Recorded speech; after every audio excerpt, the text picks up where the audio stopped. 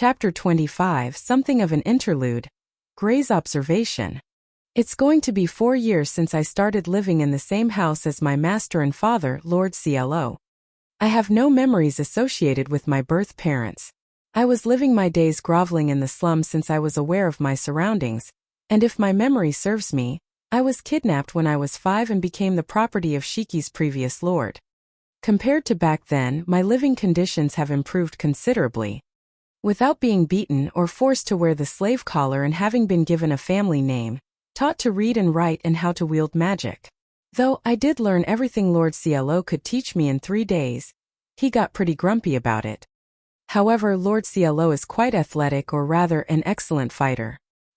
He doesn't seem to realize it himself as he's lost to magic several times, but in regards to combat abilities he's the best in all of Shiki. Otherwise, he wouldn't have been able to beat the Fenrir barehanded even with it having lost one eye. And if I had to comment on his peculiar characteristics, it would be the fact that he mumbles odd things at times and that he's not very aristocratic. Maybe I can't say this about him, since I'm something of a noble myself, but compared to other nobles who visit at times or the previous lord/employer, he feels closer to a commoner. Recently I gained a mother. She's called Lady Violet. She's the beautiful young daughter of an ex-duke, and she has lavender hair. She arrived in Shiki with a broken heart, and I couldn't see any of the arrogant attitude she was infamous for. And even now, I would find it hard to say she acts haughty. Lately, I often see her sport a satisfied smile whenever she looks at the ring on her hand. Beautiful, both in appearance and conduct, she had an excellent academic background, magic abilities and many other qualities which invoke admiration and respect. She's aristocratic in the truest sense while Lord CLO isn't. Though I refer to her as mother, she's but 4 years older, hence making us look weird from an outside standpoint.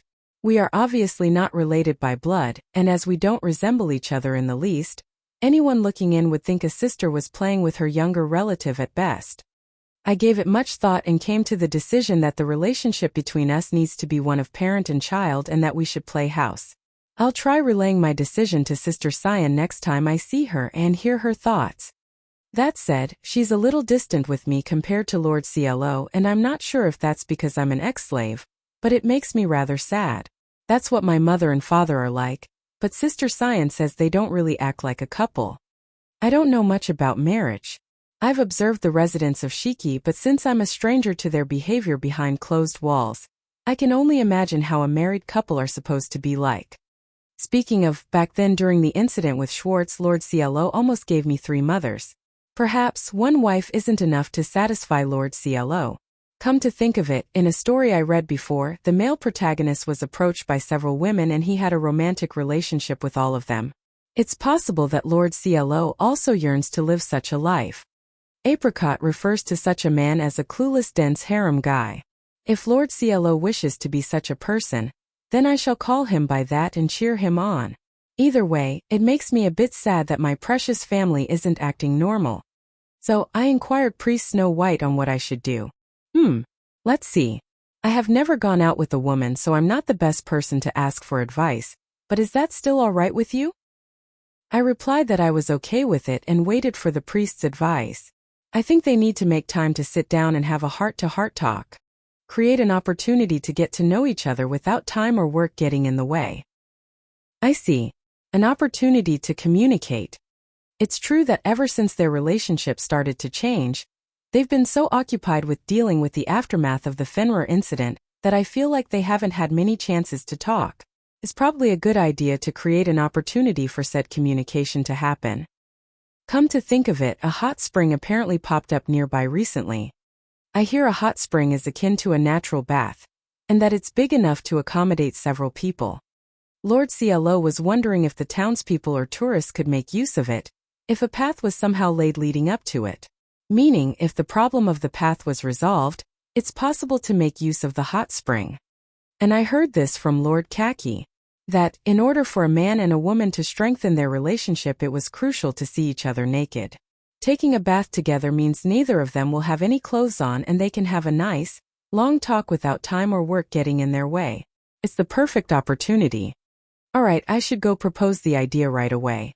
Make hay while the sun shines, as they say. I sought out Lady Violet and put forward my idea. Go to the hot spring with Lord CLO. Two can't. I know it's not odd for couples to do something like that together, but there's an order to everything. Moreover, I have very little experience bathing with other people. During bath time, other than when she was a child, Lady Violet typically seemed to have had a maid on standby outside the door, and hence hadn't had much experience with taking a bath with others present in the room. In her words, take care of your own needs, never expose yourself to others in a vulnerable state, seems to have been the root of the education she received. But it might be a good idea for us to take one together. To be honest, I felt a distance between us. It might be good to find a place to chat leisurely. Does that mean a parent and child aren't strangers? I was feeling a bit left out, but I am happy seeing her trying to reach out this way. I'm a bit bad at approaching people. I'm always searching their faces, worried that they would hate me. However, both I and Lady Violet wish to get to know each other better, and if she's taking a step forward, then it's only right that I meet her halfway. I hear it's normal in a family for a mother and son to take baths together, and I've taken many baths with Lord CLO during the beginning stages of our relationship. Those times really helped calm my nerves. Alright then, I'll make use of this chance to strengthen our bond as mother and son. Haha, then let's do that next time. It'll make me nervous to do it for the first time with someone of the opposite sex. So let me start with you and then take it from there. Oh. I wonder why. Something about Lady Violet's words felt off. Even as I felt something wasn't right, I made a promise to have a bath together with Lady Violet someday. Chapter 26, Something of an Interlude. Science Consultation Reception. Science Consultation Reception. I once punched the Archbishop who had laid his hands on the believers and was sent to Shiki. At that time there was nobody to protect me, and even when I was sent to a remote area, because public punishment would cause many problems, I had prepared myself to quit being a sister if this was God's intention. But once I actually started living in Shiki, I found the life here very satisfying. The air is fresh and the food is delicious. The few children here love me, and more importantly, there aren't any priests, bishops, or annoying colleagues, sisters, who look down on me. Human relationships in the kingdom didn't suit me. At first, I was worried because Shiki is a rural area which tends to be xenophobic, but there was a different kind of perversion. Challenges in Shiki, so my concerns quickly disappeared. Anyway, enough talking about myself. I still continue my work as a sister in Shiki. I hold mass, pray, take care of people's health, and teach the people of Shiki how to write. Among those jobs, there is one important job that the priest and I do in turns. Consultation about CLO. Yes, it's counseling or listening to confessions. It happens less in Shiki, where there aren't many people around, than when I was in the capital, but that doesn't mean it doesn't happen at all. It's usually something like soothing a crying child who had a fight with their parents and hearing them out, or listening to the complaints about the husband who often doesn't return home. The rest are key stories about, or in Mr. Yellow's dubious heroic tales. You want to become closer to CLO? You guys are married, right? It's because we're married. Meanwhile, today I was consulting Io about her relationship with her husband. According to her, recently she had expressed her desire to become closer as a married couple with her husband, but because she had been so busy dealing with the aftermath of the Fenrir ordeal, that she hasn't been able to do it in practice. No, she has been trying to do it, but she kept getting cold feet at the most important time. That's why she came to consult with me about what to do. On the contrary, I'm the one who wants to know a way for people of opposite sexes to get closer. I also want to become closer with the priest as a woman. He's still formal with me even though he talks casually to you in gray. Albeit it might be my fault for not telling him that there was no need to talk formally in the beginning. Io says that this is the thing she's particularly concerned about. Not that I think about it, CLO speaks formally to Io, who's younger than him. Generally, CLO talks politely to older people and the guests, and speaks somewhat informally to younger people. Once he gets to know them to some extent, he stops using a formal tone with older people too. He probably started using formal tone with Io because she's from a ducal family, and he's decided that it's not the right time to stop using honorifics. Io seems to have perceived that as him keeping distance from her. But wasn't that ring given to you as a surprise gift?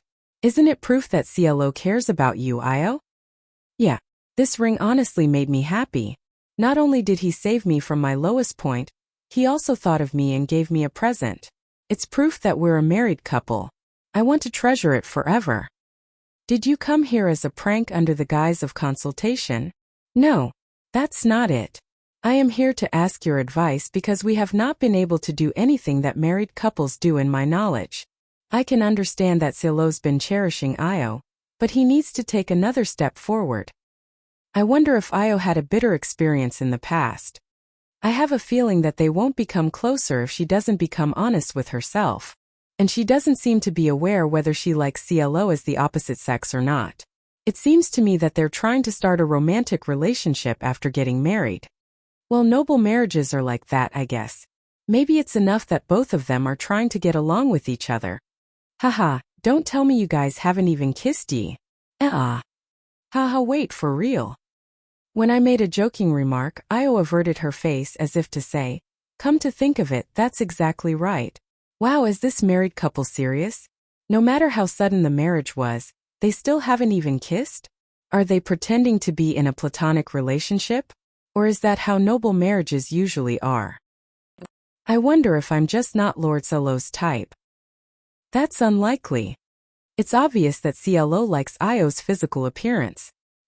He was also praising her personality, saying that it had the nobility that he lacked, so he shouldn't dislike her. But in that case, why is he not laying a hand on her? Even if he's taking her feelings into consideration, a kiss at least.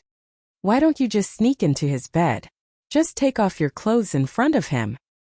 I did that on the first day. He turned me down. You actually did it. I was half joking, but Io turned out to be more proactive and adult than I thought. After asking about the details, he seemed to have seen through her self-abandonment and rejected her. That's admirable of him and also a good thing to do if it ended up saving Io, but it's unexpected that he was able to stop himself from being carried away in front of the arguably most attractive and feminine body in Shiki. Maybe CLO himself is more. No, maybe. Don't tell me CLO's a Lilicon. What? Io's eyes widened in shock at my statement. CLO occasionally enjoys talking with Key about their preferences in women, so it's not like he's absolutely not interested in ladies. However, maybe the fact that he can hold back his sexual desires in front of Io means that he's interested in the exact opposite type of her body, the bodies of the children which symbolize the admiration of life. I said that Io's body was his type just a moment ago? Well, don't sweat the small details. At first he might have rejected you because he could see through your feelings, but it's strange that he still hasn't kissed you until now. Yeah, it's too strange. They're married, so she shouldn't be worried about what others think and should even be blessed instead. She should become more proactive. What? You're asking if it's okay for a sister to encourage people to act on their sexual desires? It's all fine as long as they don't overdo it. I also want to kiss the priest and marry him. According to the teachings, it's all good as long as it's consensual and we don't overindulge. In that case, what should I know? I should respect Lord Silo's preferences. Even if it includes young children, the same sex, animals, monsters, or the undead. Wow, you're pretty open-minded, Io. Is she alright? Isn't Io just forcing herself to accept it? Is there any way to solve this? Now that I think about it, recently it opened up near Shiki. Oh yeah, I have an idea. But that's not good, Io. You not only have to recognize it, but also correct it if it's a crime. In other words, you mean? That's right. You have to make him realize how attractive you are so he'll have absolutely no interest in other people. I think that we should respect each individual's choice of romantic partner, but the problem right now is the husband who's making his lovely wife worry so much. In other words, you have to guide CLO as his wife so he doesn't go down the path of crime. Yeah, that's true. And, now that his walls are starting to come down, there's a chance that he'll start seeing you as the opposite sex. I see. That's why. If you aggressively approach him now, CLO might not be able to hold himself back. Then what should I do? Hell, leave it to me. I will prepare the perfect situation for you. Thank you, Miss Cyan. That's right, Hot Spring has recently opened near Shiki. If she takes advantage of that, even CLO will have to become conscious of her. Well, he's probably simply not conscious of her because he's busy, so if he's pressed now, he should be willing to do it. He's caused Io so much trouble, he should repent a little. Chapter 27, somewhat of an interlude, the results of observation and consultation. This is a good hot spring. A mysterious hot spring near Shiki. There I was soaking in hot water alone. It's a natural hot spring in the truest sense of this word, without any roof or walls, and could be called open in a sense. In a way, it reminds me of Japanese hot springs from my previous life. I didn't frequent them much, though. The hot spring water quality is unknown, but the research showed that it wasn't harmful, so I'm considering whether to draw hot water or open it up for the Shiki citizens who don't have a bathtub. I wonder if Cyan will properly bring me a change of clothes. As for the reason why I'm soaking in the hot spring, it's because my clothes are dirty. We heard that a monster we'd never seen before was spotted, so a few of us checked the surrounding area. As I was patrolling the area with Cyan. Oopsie, my foot slipped. Hiya! She had a bad fall while taking me down with her. As a result, I ended up being caught under, dove into the muddy soil and got mud all over me. By the way, Cyan was relatively unscathed. I thought I heard a strange yell, but the person herself said that she hadn't done it on purpose and suggested that if I wanted to wash the mud off, I should do it at the nearby hot spring since we were already close. She said that she would bring me the change of clothes herself. I did tell her that I didn't mind returning to my mansion like this, but God's envoy is telling you that she will bring you a change of clothes, so just wait obediently. If you won't, I'll strip off your clothes here and now. Cyan threatened me with a look of compassion that she only showed during a prayer or a confession. Usually she would sweep things under the rug with a simple sorry. So what is she plotting? She even dutifully prepared a towel too. Phew. It's been a while since I've been able to take it easy. I soaked a towel in hot water, wrung it lightly and placed it over my face. It's something an old man would do, but no one is watching, so it's fine. But still, what is Cyan up to? My birthday is still a long way off, and it's not like it's an anniversary of any kind. I doubt she's preparing a surprise party at home. Then she really just slipped. Did you enter first, Gray? A voice called out to me from behind. It was a woman's voice. A pleasant and dignified voice that I've become familiar with over this past month, and often heard it at my mansion. I only know one person with a voice like this. Sorry. I came with Miss Cyan, but she had a bad fall. I came here to wash off the mud. But the familiar person who entered before me she mentioned must have been you after all, Gray. Perhaps because the steam is a bit dense, she can't see who's inside. For some reason the woman seemed to think that I was Gray. I heard the sound of clothes rubbing. It sounded like she was coming towards me. Once I removed the towel that was covering my face, there was. Now that we're both here, we can fulfill the promise we made earlier. Greetings, Lady Violet. The water temperature is very nice. Lord CLO. Lady Violet, with just a towel wrapped around her body. Cyan, you better remember this. Before I knew it, I found myself soaking in the hot spring together with Lady Violet.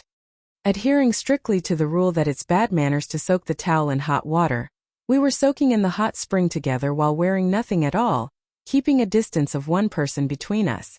What's more, our clothes had disappeared before we knew it, so we were both stuck in an awkward atmosphere, unable to leave. It's a nice hot spring.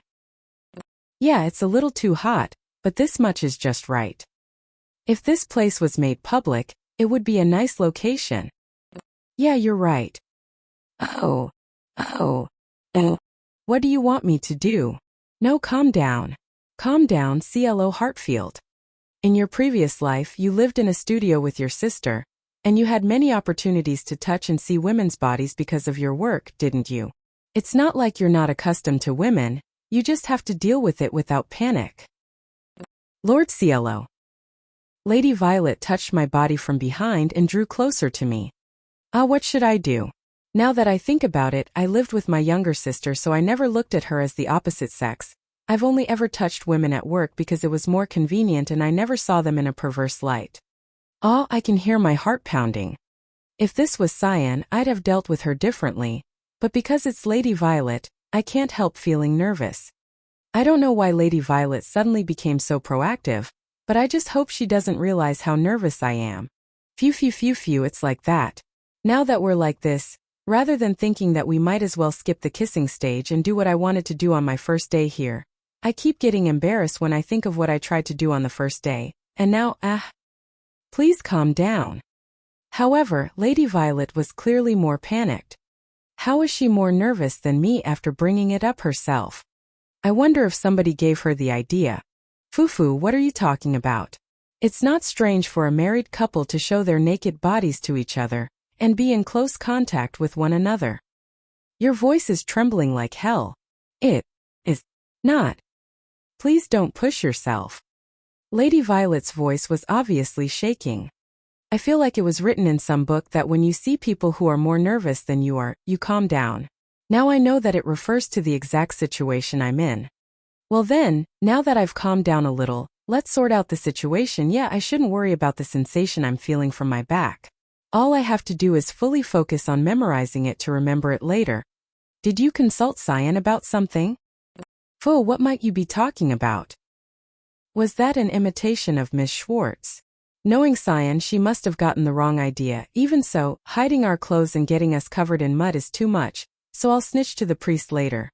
However, the fact that she consulted Cyan means that... Did I do something wrong? What was that? My own words just now irritated me. It felt weird coming from me, who has memories from my previous life, as if I shouldn't have said that. No, you haven't done anything wrong, Lord Cielo. Lady Violet muttered in a voice that seemed like it would disappear at any moment, as she put her face against my back, most likely in embarrassment. I only consulted with her about our relationship. I wanted to get closer to you, Lord Cielo. Yeah, that's adorable. Very adorable. It's an adorableness different from her usual dignified self. She's just so adorable, and I'm happy that she's going to such lengths for me, and she's so adorable and cute and sweet. Alright, I can do it now. I don't know what exactly that means, but I feel like I can do it now, and Lady Violet will also allow me to. I'll turn to her right this instant and... So you went ahead, milady. I came to the hot spring after hearing about it from Lady Apricot. Oh, you were here too, Lord Cielo? Oh, However, the moment we heard that voice, Lady Violet and I hurriedly separated. As we turned towards the direction of the voice, it turned out to be Gray. When he confirmed our presence, Gray also started taking off his clothes, and was about to join us. I can't decide if I was saved or if I missed out. Oh, it was you, Gray? Come to think of it, we'd promised to go in together before. Great timing. Let's have quality family time, Toj. There? Miss Violet looked at Gray and froze. By the way, Gray dutifully followed the hot spring etiquette I taught him before and wrapped a towel around his waist after taking off his clothes. Gray. Yes, what's wrong? About your chest. Yes, do you mean this scar? I'm sorry, but it's a scar that won't go away even after being healed. Gray's scar is a small scar on his chest inflicted on him by the previous lord. It's not painful to look at, but it's not inconspicuous either. Is that what's bothering her? No, I mean your chest. Yes. So you were a boy, Gray. Pardon? I'm sorry all this time. I was convinced you were a girl. Gray and I thought for a few seconds. Oh, wait. And let out a shocked voice at the same time. Author's note. The woman with good voice. She has the same voice as the same actress who voiced her in the Otome game. So her voice is naturally good. Chapter 28. It all started with a decree. The army will be arriving here. Yes. It was early afternoon with the sun high up in the sky. Gray, my secretary, welcomed me with the sudden news when I returned home. Monsters are expected to become more active with the appearance of a Fenrir. Hence the surrounding area is to be investigated and extermination is to be carried out if necessary, was the gist of it.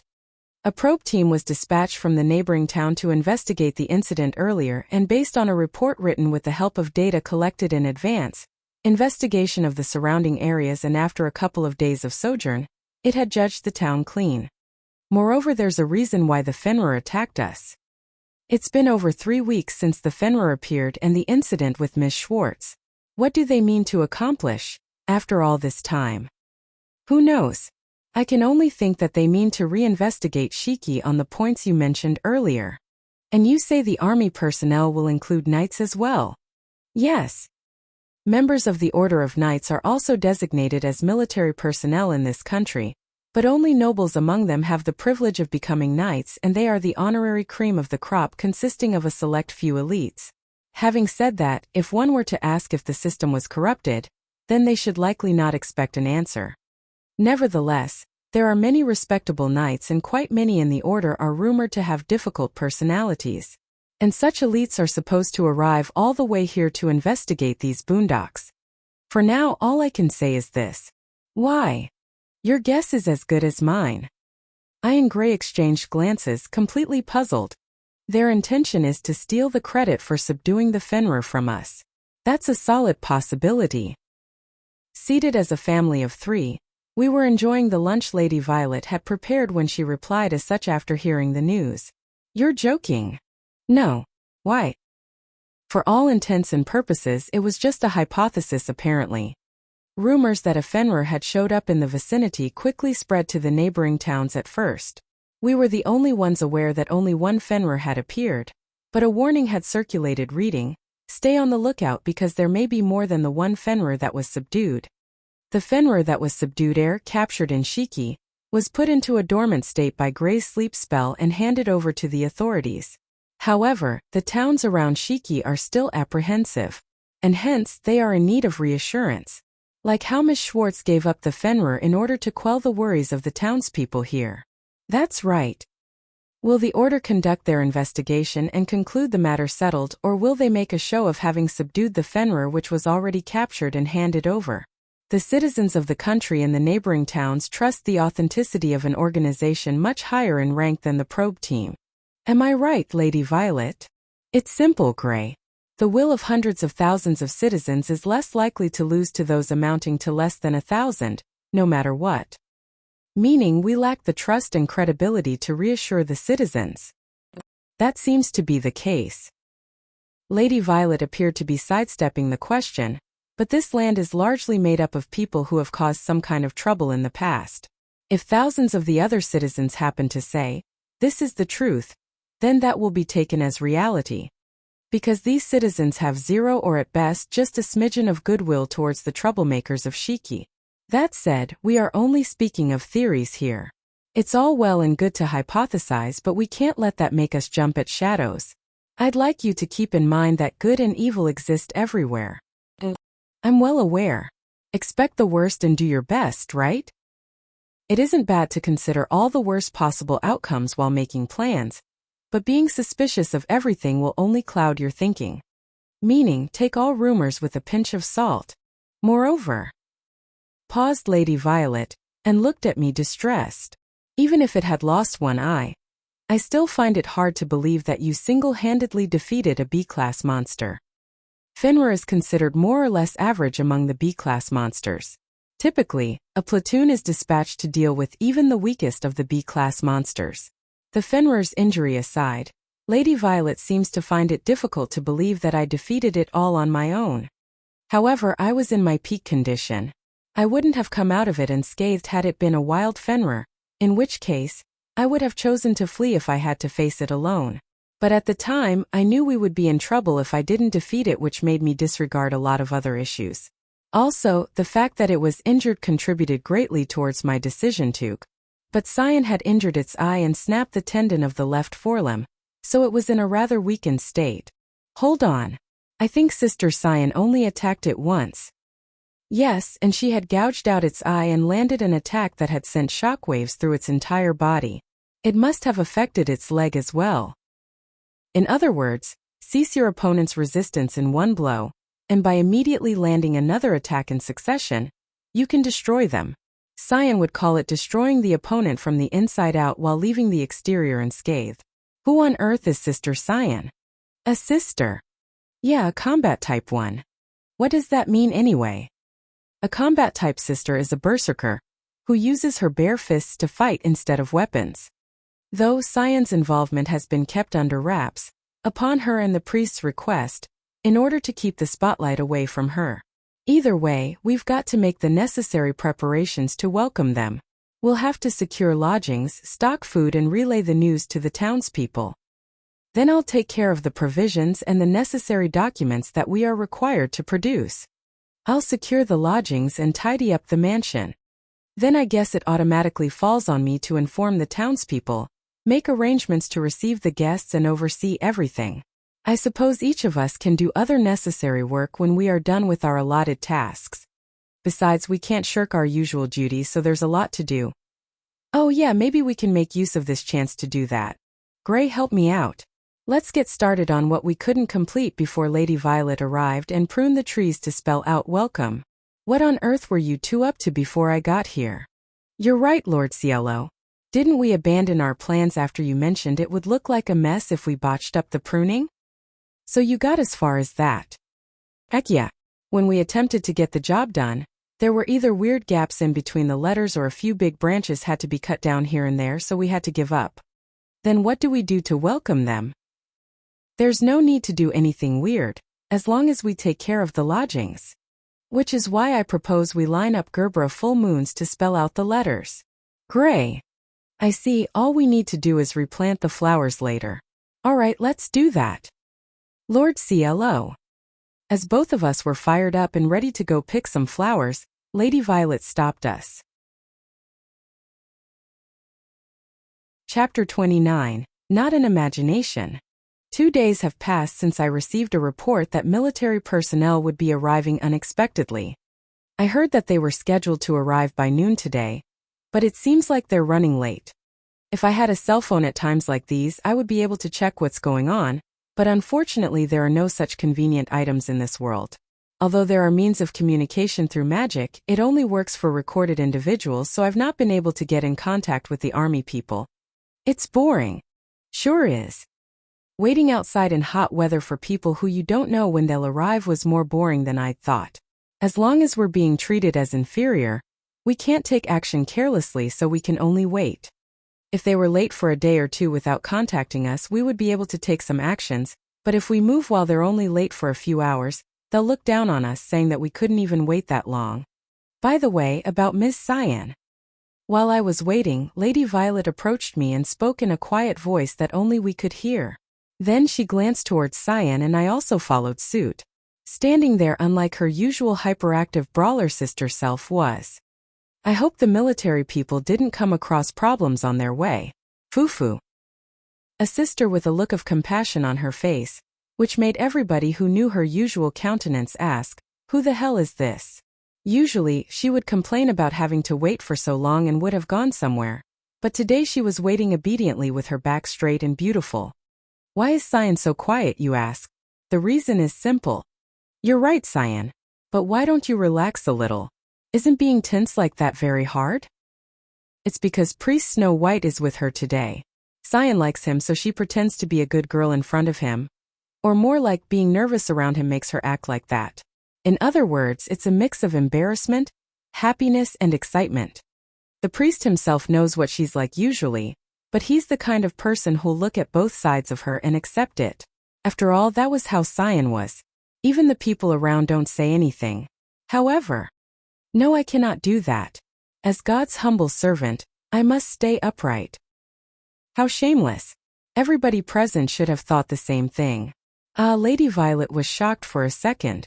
She picked herself up immediately, but as expected, even if she knew how Cyan turned in front of the priest, it's not something she can get used to right away. However, this time it's better for Cyan to be this way. It would be a hassle if she picked a fight with the guests like before. As long as the priest is here, Cyan should be fine. Well, Cyan would have been fine to begin with. Maybe this is an unnecessary concern, but is it fine for her to act like that while wearing the usual clothes? Clothes? She didn't go on a rampage this time, so the deep slit in her skirt didn't expose anything much today. There shouldn't be any problems. You're right. You're so used to it you thought it was normal, huh? Even without thinking about it too much, that deep slit is strange. There's something wrong with me for thinking that she would look like a normal sister just because she's quieter than usual. No, it's just her quirk, nothing else. The current scion won't cause any issues.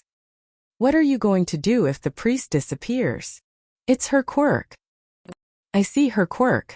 I also think that her usual state is more like herself, so it's fine even if she's quirky. Anyway, when she gets angry she gets really angry, but she does her job well, so Scion is still better off.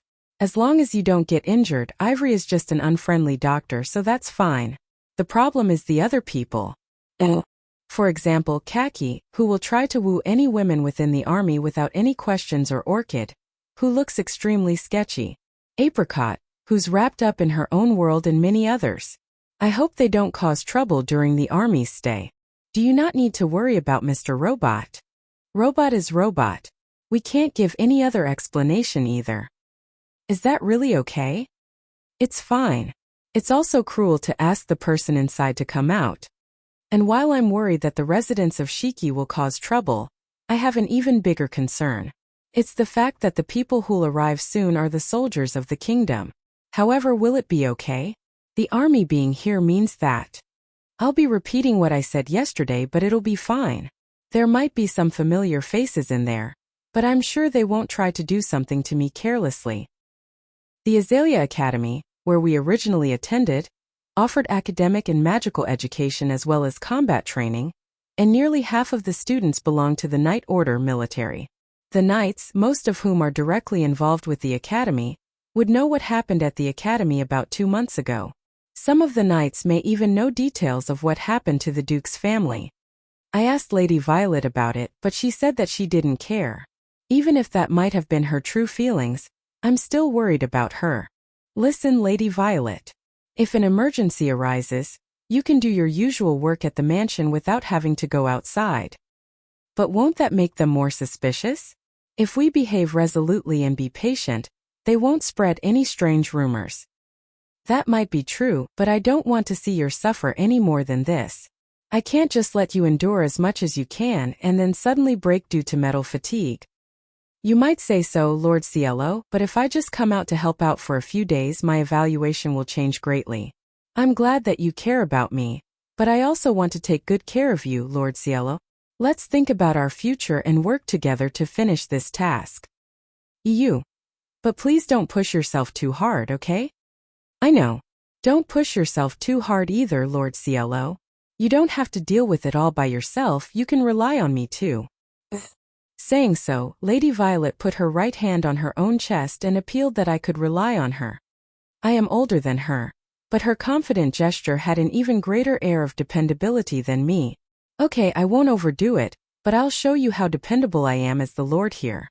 However, if I can't do something by myself, I will be relying on you. I see. I look forward to seeing it. I will also rely on you and support you when needed. Yes. It will be a demonstration of my abilities to somewhat bring together troublemakers of Shiki and eliminate the injustices of my predecessors. You have never sounded more convincing, I said, and we both had a small laugh. That's right. There were times when Lady Violet was in a weakened mental state, but she's not someone I can't rely on. We should support each other in areas where we are lacking. I've been looking forward to Lady Violet's cooking these days, and we'll have to overcome this situation just to not lose this enjoyment. Stop flirting in front of me, you bastards. And as we were talking together, Cyan warned us with a benevolent smile on her face. Is the sound of her knuckles cracking my imagination? Chapter 31. Attention Seeker Too Many. We had entered the season where the days were warmer while cold sometimes crept in after the sun went down. Apparently it was going to be a cold evening tonight, and it felt a bit chilly when the wind blew. Lady Violet, are you cold? No. I can handle this much. I replied, all right, and stared absent-mindedly in the direction the army was supposed to make their entrance. We were engaged in a word game until a moment ago, but I'm already bored of it. Maybe I should have brought a book so I could have passed the time reading it. Had there been no knights in the party, I could have simply waited for them to call upon me. Since that isn't the case, I have no choice but to personally welcome them as their station is above mine. If they don't arrive in a while, feel free to go back home, everyone. As I wasn't sure of their ETA, I'd let Grey Lady Violet, Priest Snow White and the others know that they could go back if they wanted, but they chose to conscientiously wait along with me. That said, I wonder why they are running late. I hope they haven't gotten the dates mixed up as it was in Lady Violet's case. Haha. Just when the hell will they arrive? I think science nearing her limit. Despite the priest being present, her choice of words clearly revealed her true colors. The priest did ask her to watch her language, but he seemed to have found himself bored and started reading the Bible. He even seemed to slightly nod in agreement. Hey Cielo. When will the female military personnel get here?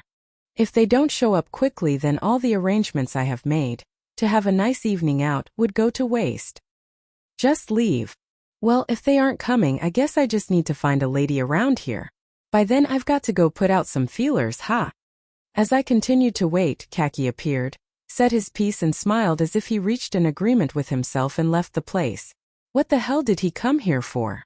So long as no one engages him, he won't bother the military women, so I can just ignore him for now. I'll just ask his chaperone to keep him on a leash later.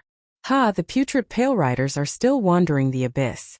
Very well, I shall patrol the borders with the magic I newly invented named Invisible Dark. Listen to me. Just go home. And so, Apricot threw on her cape with a flourish, got hold of her wand and struck a pose. What's with these people? Did they make plans to meet here? Lady Apricot, could you please tell me what kind of spell this Invisible Dark is? Wonderful question, my dear disciple. Despite someone being physically present in a place, this spell, which is untraceable through detection magic, is, probably, capable of erasing their presence. Oh wow, that sounds magnificent. I wouldn't expect any less from you, Lady Apricot.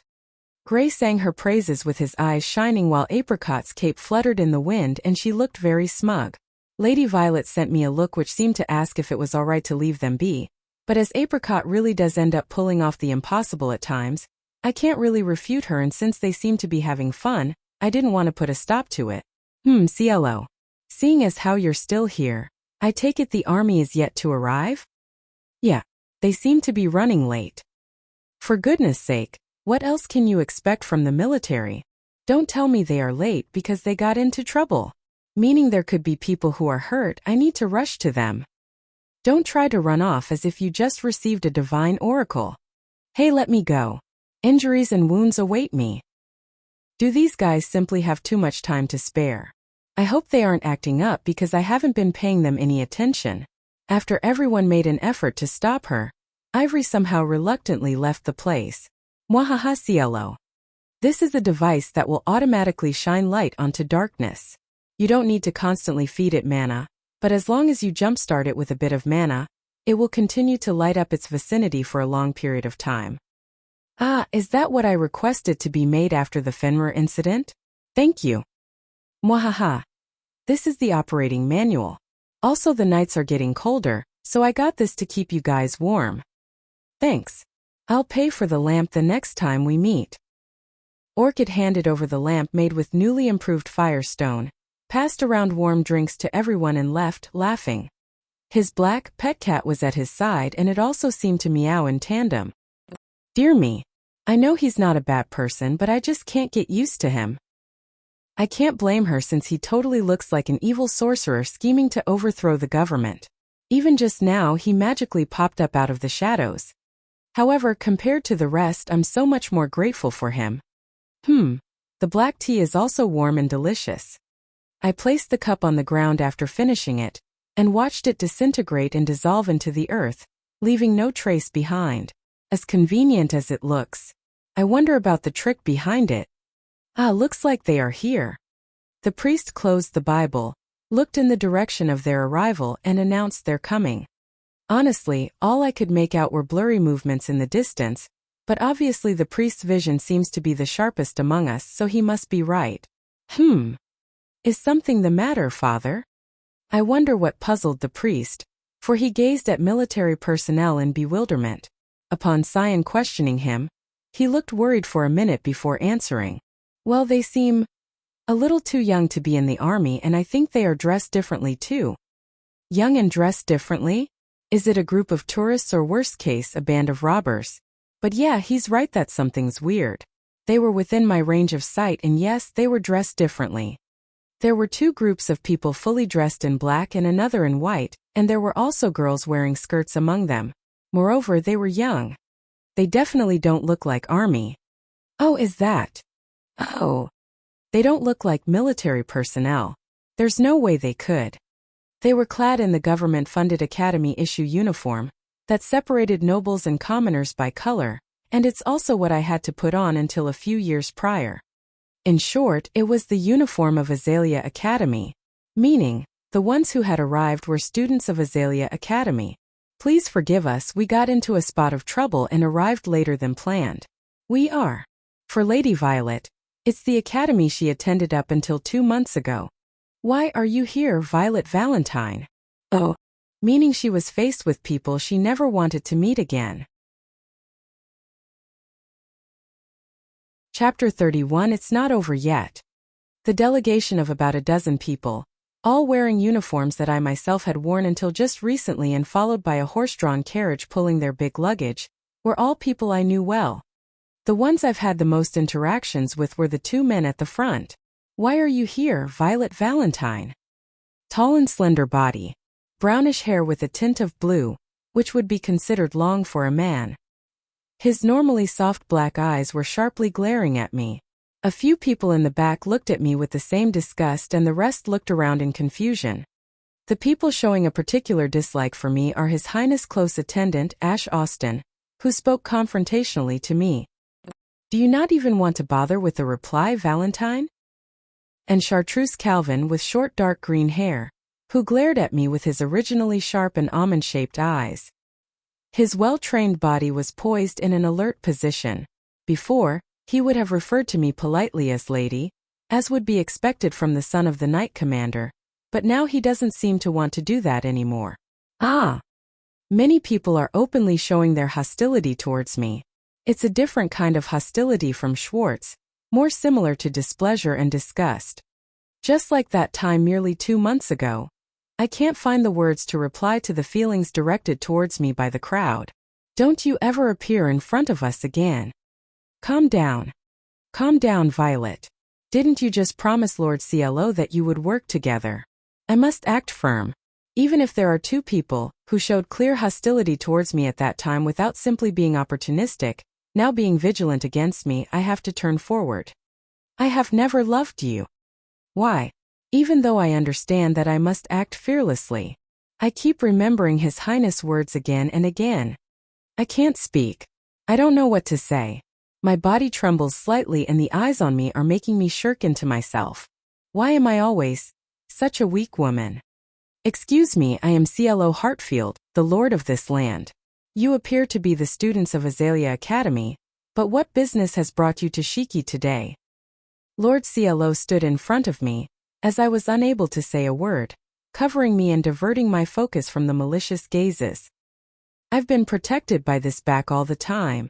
Oh, so you were the Lord. Please excuse my impoliteness. After Lord CLO stood in front of me, Ash released his pressure on me, returned to his usual countenance with a soft smile and began to explain the details of what they were doing here. Azalea Academy first year, Representative Ash Austin, accompanied by 14 people. We have arrived, albeit late, to investigate and subjugate monsters. As Ash finished his greetings, the students behind him straightened their backs and saluted as if they were soldiers, albeit a bit out disorderly, perhaps because they weren't used to it. In other words, you guys came for the investigation instead of the soldiers? Pardon? Yes, we will be investigating monsters in the surrounding area as a part of practical training. Have you not been notified of this? As they were exchanging information, Ash had a wondering look on his face. According to him, in order for the students to gain experience, Azalea Academy divided the students into multiple groups and sent them to investigate and fight together. To avoid the collapse of teamwork due to the differences in social status or gender, the teams were formed as a mix of both genders, nobles and commoners. And it seems that their particular group was sent to Shiki. I see. I understand the situation. What was that? For a moment Lord Zelo's expression changed to something I've never seen before. It wasn't fatigue or doubt, but rather irritation. By the way. Oh. After they finished exchanging information, Ash once again looked at me, as I was hiding behind Lord Ciello's back. He was looking at me with contempt that was different from before, as if looking at a criminal. That. Fuhahahaha. But before he could speak, Ash's words were interrupted by the fluttering sound of the cloak and a loud laugh. Fufufu, welcome the great Applegate, who are no inferior to Pale Riders. Come forward, ye who are ready to witness the mad sonata crowned with darkness and fire, performed by yours truly, who has defied the divine hegemony. I will pass judgment on ye with my own hands. Apricot, who had been showing off her magic to Grey and moved to the back when Ash's group arrived, moved to the front and started spouting incomprehensible words. However, even though she was saying strange things as usual, I feel like she's different from her usual self. Excuse me, what is she saying? As expected, the students, including Ash, were looking at her with confused expressions and were discussing among each other how to interact with her. Seeing this, Apricot sighed as if she was astonished and shrugged. Phew, to think that you couldn't even understand this level of mana. Let us go, my retainers. There is no point in speaking to people who cannot rise to my expectations. We shall leave them to the Lord.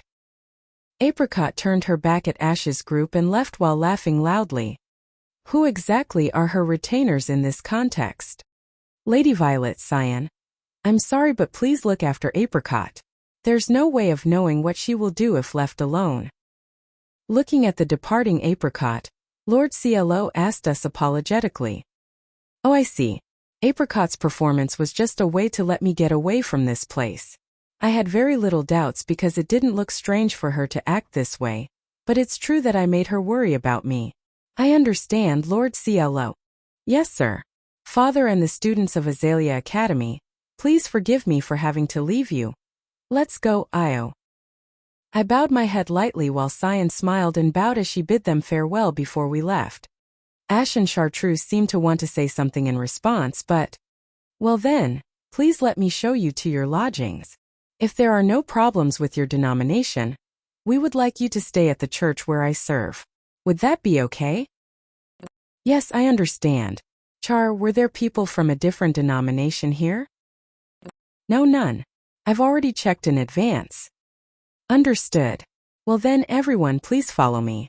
I will bring the horses to our private stable. Lord Ciello and the father put themselves between us, and with Grey chiming in from the side, their gazes moved elsewhere and they were interrupted. Pathetic. I ended up having to borrow strength from everybody present. Oh. But more than that, I'm more concerned about what I should do from tomorrow onwards. As the thoughts kept going round and round in my head, I suppressed the feeling of nausea and followed Miss Cyan. Really pathetic. It's really Vi after all. Chapter 32, Surprise Attack. In the noisy church, while the students around me were organizing their luggage and being led to their rooms, I was talking with two students. The above mentioned are the main facilities of Shiki, and the natural situation in the surrounding area. Thank you very much, Baron Hartfield.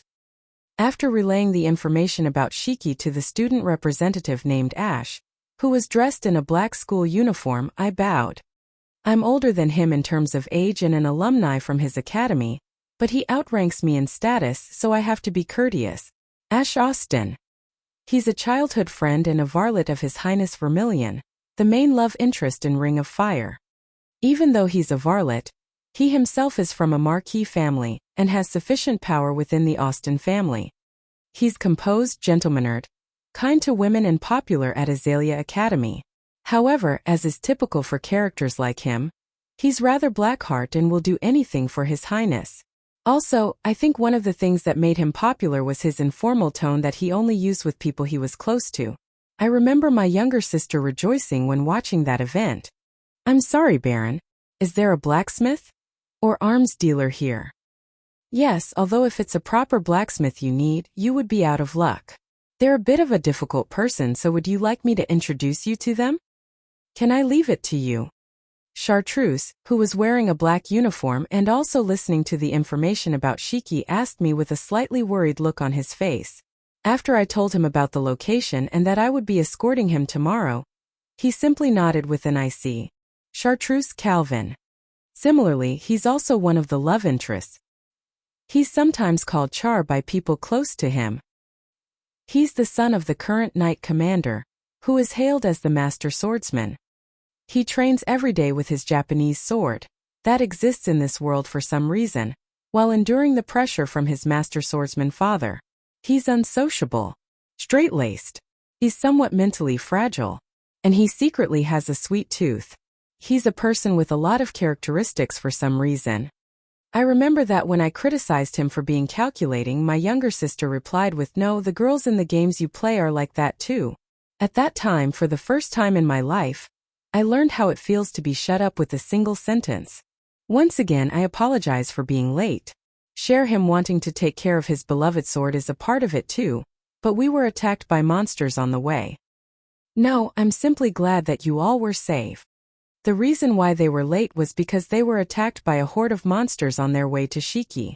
When I asked for the characteristics of those monsters, they all seemed to be local, so it's not like it was an abnormal situation, but haven't monsters started to leave their dwellings and attack people a bit too often lately? By the way, are there other things we should be careful about? Like local customs unique to this land or natural disasters? When you're walking outside at night, an evil-looking mage might appear from the shadows while laughing suspiciously. You might see a sister climb to the top of this church with her bare hands. You might also see somebody sleeping while holding a long sword, or somebody who vomits a lot because they prefer to eat poisonous herbs, but please don't pay them any mind. You must be joking. I wish I was. Unfortunately, it's true. From their perspective, Shiki, with the delusional girl they saw before and many others, would seem like a bizarre place. They might have heard about Shiki before, but they look like their expectations were exceeded in the most unexpected way. Incidentally, I might be acting out of line, but have you heard the stories? Pardon. Just as I finished explaining and was going to wrap up the conversation by leaving the rest to the father and preparing for tomorrow, Ash confirmed that nobody was paying attention to our trio and asked me in a voice more serious than before. Violet Valentine. She's the woman who chased after that girl who spoke gibberish, together with the sister. As expected, his question was about Lady Violet. I feel like Chartreuse's gaze became a bit sharper as well. What about my wife? Wife? Yes. I knew that it would definitely be an annoying question, so I asked for the confirmation with a slightly strong voice before he managed to start anything. Then, their faces changed to a wondering expression. This reaction. Looks like they didn't expect for me and Lady Violet to be married. She's your wife? I see. You must have it hard. What's wrong with this guy? Do you want me to punch that pity-laden, bitterly smiling face of yours? Not like I'd do it though. No, she's a wonderful woman who's wasted on me. I see. Oh. Hearing my words, both Ash and Chartreuse peered at my expression. They were probably trying to see if I was being genuine or not, but can't they do it more discreetly? Is that so impossible? Okay, maybe it is. Just like how in dating sim games for men, female characters are often self-assured. As if to say you know that you have the advantage, right? Male characters in otome games are also often overly confident. Yeah. Did you want to say something about my wife? No, I just heard that she had become a nun. I was simply surprised by our unexpected encounter. If your default reaction to being surprised is contempt, you must have impressive guts. Unfortunately, I can't say this out loud. To them, she's somebody who had to quit the academy because she was hostile towards His Highness and the others. If somebody like that suddenly appeared at their training site, it's natural for them to wonder what she's doing here. No, depending on the situation, she's the enemy of the girl they like. Lord Ash. Lord Chartreuse. To apologize. We are being called, so we must excuse ourselves. Yes, see you tomorrow then. Perhaps thinking that we had finished our conversation, the two were called by another student and had to leave. Just as I was sighing while thinking about what a hassle the next day would be as I watched their receding backs. I'm sorry. Do you have a moment? Suddenly somebody called out to me from behind. It was a girl's voice and also a voice I haven't heard in Shiki, so I turned around, thinking that one of the students had spoken to me, I came face to face with a slightly short girl who was dressed in a white school uniform for commoners. I've seen this girl somewhere. Hello? Oh, I'm sorry. Is anything wrong? Is there anything you don't understand? No. There's something I want to ask. I would like to ask. Despite feeling suspicious about the way I was looking at her, the girl hesitated a bit on how to word her sentence and finally asked, I'm looking for her. Wait. I really feel like I've seen her somewhere. Don't tell me she's some kind of an underworld person, like Miss Schwartz. She had long fluffy golden-colored hair with a tinge of red and distinctive, almost transparent eyes. She seemed friendly, and while she was pretty and beautiful, the word that suited her, above all, was cute. She also looked like she would arouse protective instincts. Lady Valentine. Wait, she's not Valentine anymore. Oh, Lady Violet. I remembered. She's a femme fatale in a way, and an existence akin to a devil for Lady Violet. I would like to meet with her. Would that be okay? Isn't this girl the heroine of the Ring of Fire? Chapter 33 Surprise Attack Strategy. The protagonist of the Otome game of magic and swords, when the Ring of Fire is lit, world is painted red, is a girl of humble origins capable of wielding the rare alchemy magic, with hair that's fluffy, long, almost golden with a tinge of red and near-translucent eyes. She had no special origins, nor did she have any secret powers bestowed by her bloodline. Both her family and ancestors were just typical commoners. However, as a child, she happened to learn alchemy magic from a passing alchemist, and owing to alchemy magic and the influence of her love interests, she carved out a place for herself as an exemplary student in the academy after enrollment. And occasionally, she'd nurture a love far above her station with her love interests, defeat the sealed dragon, save the hero from assassins, and make a harem for herself made up of several men. Really just an ordinary girl. She had no default name, and the player was to set both her first and family name. That's the reason I started calling her the protagonist in my head. I have no idea what route she's on at the moment, but there's one thing I know for certain. I'm sorry for listening in. You're married to Lady Violet, aren't you, Lord Hartfield? Yes, I am. That she's a ticking time bomb to us. I can't let her meet Lady Violet at the very least, both for her mental well-being, and to make sure her image doesn't worsen in the minds of Ash and Chartreuse, so they don't show more animosity towards her. I'm much obliged to Lady Violet for all the help I received from her in the academy. However, I had no idea where she disappeared to a few months ago, so I was looking for her and happened to run across her here. I can't tell if it was a veiled insult when she said she felt obliged, or if there was no special hidden meaning because she's basically a good person. Either way, I must reject her plea here. Even if her words are filled with good intentions, there's no guarantee that they will lead to a happy conclusion. I'd like to meet her and Apollo. Ms. Nephrite. But well before I could voice my disapproval, a male student, Ash, clad in the uniform for nobles, called out to her. Maybe because the voice came out of nowhere, Ms. Nephrite flinched and turned to the direction of the source. My apologies, but we discovered that some of the luggage was damaged. Could I trouble you to restore them using your alchemy magic? At first, she looked a little troubled upon hearing Ash's request, but in the blink of an eye she pasted a smile on her face. All right, I suspect there's more damage to fix, so let's get right to it. Because this is one of the few occasions where I can be of help. I appreciate it. However, I must say that you've helped us a great deal on many occasions before. There's no need to be so modest. Haha, thanks, Ash. She thanked him cheerfully, turned around to face me again and bowed deeply. Forgive me, Lord Hartfield. I hope we can continue this conversation at a later date. Ms. Nephrite. She simply bowed in response to me calling out to her, and proceeded to leave the place. Shit, I couldn't find a chance to clearly voice my disapproval. As it stands, she's going to visit me and ask for my permission to meet with Lady Violet again. There's also the possibility that she'd make a direct trip to the mansion. This has become quite bothersome. I want to respect her good intentions and feel grateful for them, but come to think of it, there's something odd about the timing Ash popped up. Could it be? He's being wary, huh? It's just my guess, but I think Ash is being wary of me. I can also sense the same sense of wariness from Chartreuse. maybe. Ash and Chartreuse saw their beloved Miss Nephrite approach the husband of the person they hate, Lady Violet, and hastened to remove her from my presence. He probably knows the reason why I was exiled to Shiki. Well then. I scanned the church and made a little bow when I spotted the priest and walked towards the door. There is much to do.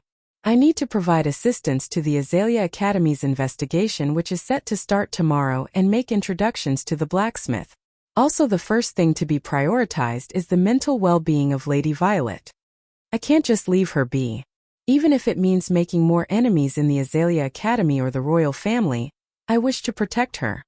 As such, I need to be meticulous and carefully plan my steps. Hear me out, CLO. Just after leaving the church and closing the door behind me, a man, who's somewhat more of a nuisance than Ash or Chartreuse, appeared before me. I made all that effort to set up a room to spend a passionate night in and went around Shiki asking out all the girls, but couldn't reel in a single one. It was too much even for me that I cursed my own fate. Is that so? If you're done cursing your fate, then I need you to shut up and go back home. I already have a ton of things weighing on my mind. I'd like to ask you not to add to them. However, without bothering to pay any attention to my circumstances, this man in front of me, Khaki, continued to speak, making grand gestures as if he were putting on a play. But I heard the girls from the Azalea Academy have arrived. Yeah. This is truly a fateful encounter. The reason why I couldn't find a partner for tonight was because I needed to spend that time with these girls. So I ran over to meet them, haha. Alright, for now. This is an oddly vexing sequence of events that seem to be connected together, including the punishment to this exceedingly annoying, optimistic, foolish, lustful demon. Should I go with my fist? What was that, Cielug? I knocked him out with a punch straight to his face. Khaki, a lover boy whose batting range starts at age 10 and ends at 70 as long as the person is a female. A hero who doesn't mind a dwarf, elf or an undead as long as they have the rough figure of a woman. Is an exceedingly annoying, resilient optimist, hence the general consensus in Shiki, is that it's faster to knock rather than talk some sense into him. Chapter 34. Running away is the most useful. In other words, I have demonic eyes. What? Oh. What am I even doing? I've been thinking so hard about what I'd do from tomorrow because the people I didn't want to meet right now are in Shiki that I'd been feeling nauseous. But now I'm at the mansion, listening to Apricot's incomprehensible stories with Gray and Miss Cyan. Well, Cotty. If they're demonic, then I must exorcise them. My demonic I cannot be dispelled just by being exorcised. For some reason, Apricot put her hand on the eye patch over her right eye and laughed suspiciously with a fufufu. Recently I've become able to understand her words a bit. I guess she thinks that it's cool to have some kind of a cursed energy, but she's probably not actually cursed. Sanctuary. No. You suddenly became serious. Lady Apricot. Your body is starting to sparkle for some reason. She's really sparkling after being hit with a purification spell that only works on the undead and the demons? Maybe she really has something demonic. Don't worry, Io. She's only using a tool that temporarily envelopes her body with the demonic energy that she received from Orky. It's not harmful and it'll be dispelled on its own after some time. Is that so? Wait a second. Just who exactly is Orchid to be able to make something like that? Who knows? I feel like this isn't the kind of a matter that can be swept aside with just a who knows. But I do understand that they're a good person who's loved by the people of Shiki, and properly scolds people when they're doing something wrong. Ku, you damn noble blue, who can use sanctuary like normal even though you have a water attribute. Would a servant of God really purify my dark powers? I don't think she did anything wrong as the servant of God though. Lady Apricot, smoke is coming out of your body. Are you really alright? Had it been somebody else in the same situation, they would have surely died on the spot, and it is because I am here that things ended with just this much damage, my disciple. I expected nothing less from you, Lady Apricot. Gray applauded her with sparkling eyes as usual. I'm worried about him being influenced strangely, but Lord CLO did say that unless things went too far, we should just watch over him quietly because he was having fun, but is it really okay to wait until things go too far? Besides, pointing things out to people is something No, maybe I shouldn't worry about it? Besides, I know why they're making such a merry and acting more excited than usual. They must be doing it out of consideration for me. They might not know the details, but they've probably heard that I did something at the academy. That's why I don't want them to worry. I'm back. Ah, Lord Cielo, welcome back. As Lord Cielo returned home, I greeted him with words that I've started to say a lot since coming to Shiki. He looked a little tired. I wonder if something happened. Did somebody from the academy do something to him because of me? If so, I have to apologize. Welcome back. You're late, Cielo. Sorry. I was dropping off the idiot at home. It was Key, huh? Did he try to break into the church from the front? I punched him when he was about to do it. How did she figure that out from his words? I myself am a bit envious of them for having a conversation that I can't understand. Well then, Lady Violet and everyone. After checking the people who were present and making sure that everybody was looking at him, Lord Cielo took out a bottle with a liquid from the bag that he was holding and put it on the table. Let's drink. Pardon? The party began. Oh.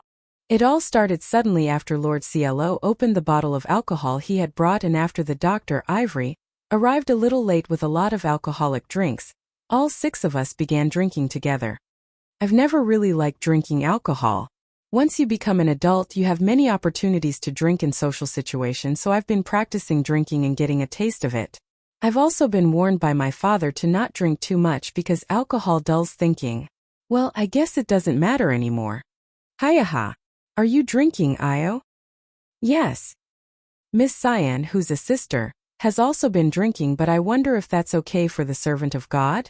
Moreover, she's a bad drunk, so it's a bit troublesome. I've also been drinking a little because I was asked to. Lord Cielo is reprimanding Cyan whenever she tries to drink too much. Hey, you debauched nun. Here's a refill of your favorite drink. Thank you, Buha. What's this? It's a drink that's 96% alcohol. Surprisingly delicious. I drink it often too. I reckon that's not actually alcohol but something else that's similar. Oh, Ivory's going all at once? Is it fine for a doctor, or rather for a person, to drink that much? Ivory doesn't get drunk no matter how much he drinks, and he always has Orchid's medicine that instantly sobers him up ready, so it's fine. Wait, just who is this Orchid that can make something like that? Who knows? You can't just brush it away with who knows. Wait, is Lord Cielo also drunk? He even came up with something uncharacteristic of him out of nowhere, so maybe he was already drunk when he came home? Moo, it's unfair for only you guys to drink alcohol, Lord Cielo. I would also like to have a sip. And Gray was drinking non-alcoholic champagne, puffing out his cheeks in dissatisfaction because he couldn't drink alcohol. As expected, we can't let a minor drink. I tried to talk to Gray to make him understand, but Apricot, who was closer to him, tapped Gray on the shoulder and spoke to him. You can't, my disciple. Masters like us have to wait until we are 15 years old to drink alcohol. We can't drink most alcoholic beverages until we're at the age of 20 or older. This law exists to prevent the hindering of the growth of living beings. My disciple, you also want to stay healthy and grow taller, right? Yes, but... Mew. The fact that you tried to stretch your back is proof that you are a child. Here, it's my special drink made with lemon soaked in honey and mixed with carbonated water. It's delicious, so let's drink it together. Yes, it's delicious. As expected of Lady Apricot. Who is this girl? No, I get that she's Apricot, but she's acting too different from her usual behavior. Or rather, I feel like usually she would have been envious and would drink alcohol secretly. Phew, besides there are ways to have fun exactly because you're not drunk. That's... You all are drunk. Therefore I shall show you my creator's gift. Your tongue is dulled when you're drunk. Just wait patiently. Oh, you're making snacks for us, Kati? Yes, I'll show you something that can be made in a few minutes and is also suitable for the nectar. Thus, I will be borrowing your kitchen. And this is something that I've already made. That was fast. Or rather, you already made it. And it's delicious. As expected of you, Kati. No, really, who is this girl? Apricot is the best cook out of everybody here? Is she a true mage because she lives alone and takes care of herself? Oh, it's really delicious. I'll ask her to teach me how to make it next, maybe. No, that's not what I meant. Her cooking is delicious and the alcohol Lord CLO and Ivory brought is also unexpectedly delicious. But this isn't what I should be doing. Lord CLO. Yes. When I called out to Lord CLO, he gave a more laid-back reply than usual. Is he really drunk? I don't know if I'll be able to hear his true intentions about the current situation while he's in this state, but I want to ask at least. You might be doing it out of consideration for me, but even if you didn't do this, I would. Lady Violet, you can't change the past. However, Lord CLO answered me in a more serious tone than I expected. We also made a lot of mistakes in different places than Shiki, but everybody is trying to enjoy living in the present. While we should shoulder our sins, we don't have to fight alone. Oh. So sometimes it's good to forget everything when you're feeling down. It's like that. It's like the Republican saying, it's a disgrace to run away, but it's useful. In other words, choose your battles. Running away is disgraceful, but it's useful. In other words, choose your battles. It is important to fight against the mistakes of the past, but do not mistake who you are fighting. You have allies in Shiki too, so you don't have to deal with everything alone. Lord CLO must want to say that I should look at my current allies too. Hearing that, I looked at Gray and the others who were making merry. He's right. I still haven't recovered, but it should be okay to enjoy this brief instance without thinking about anything else. By the way, his wording also means that you can run away from your current environment too. Are you serious? No, I didn't mean it that way, though I guess both mean to not let yourself be trapped. Fufu, I know Lord CLO.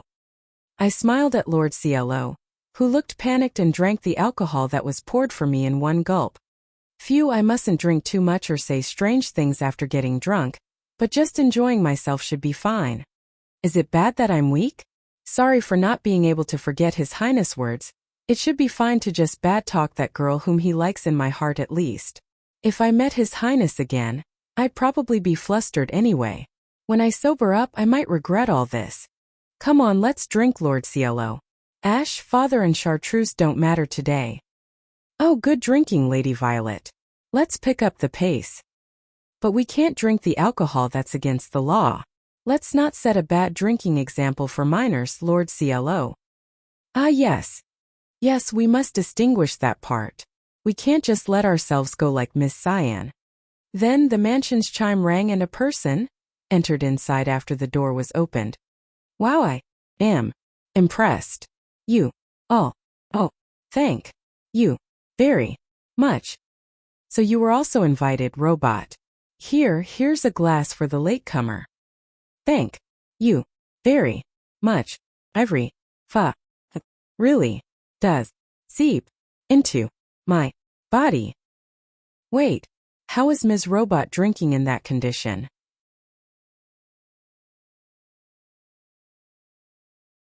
Chapter 35. It's precious because you can't touch it.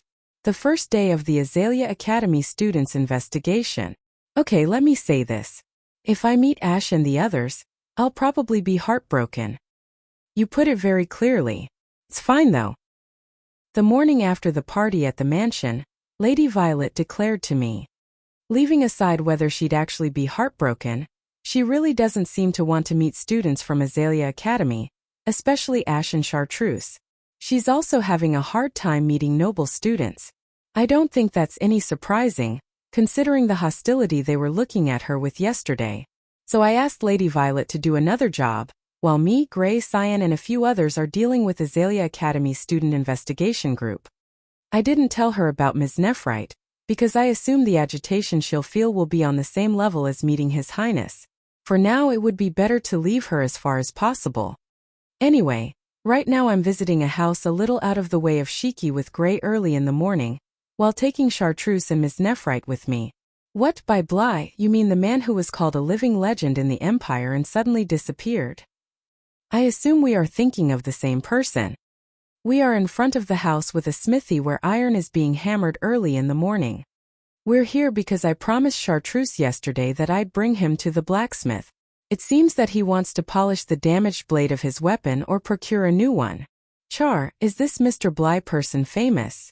Yeah, the blades he finishes up are so good that if they ever break, it's universally understood that it's the fault of the wielder's skills.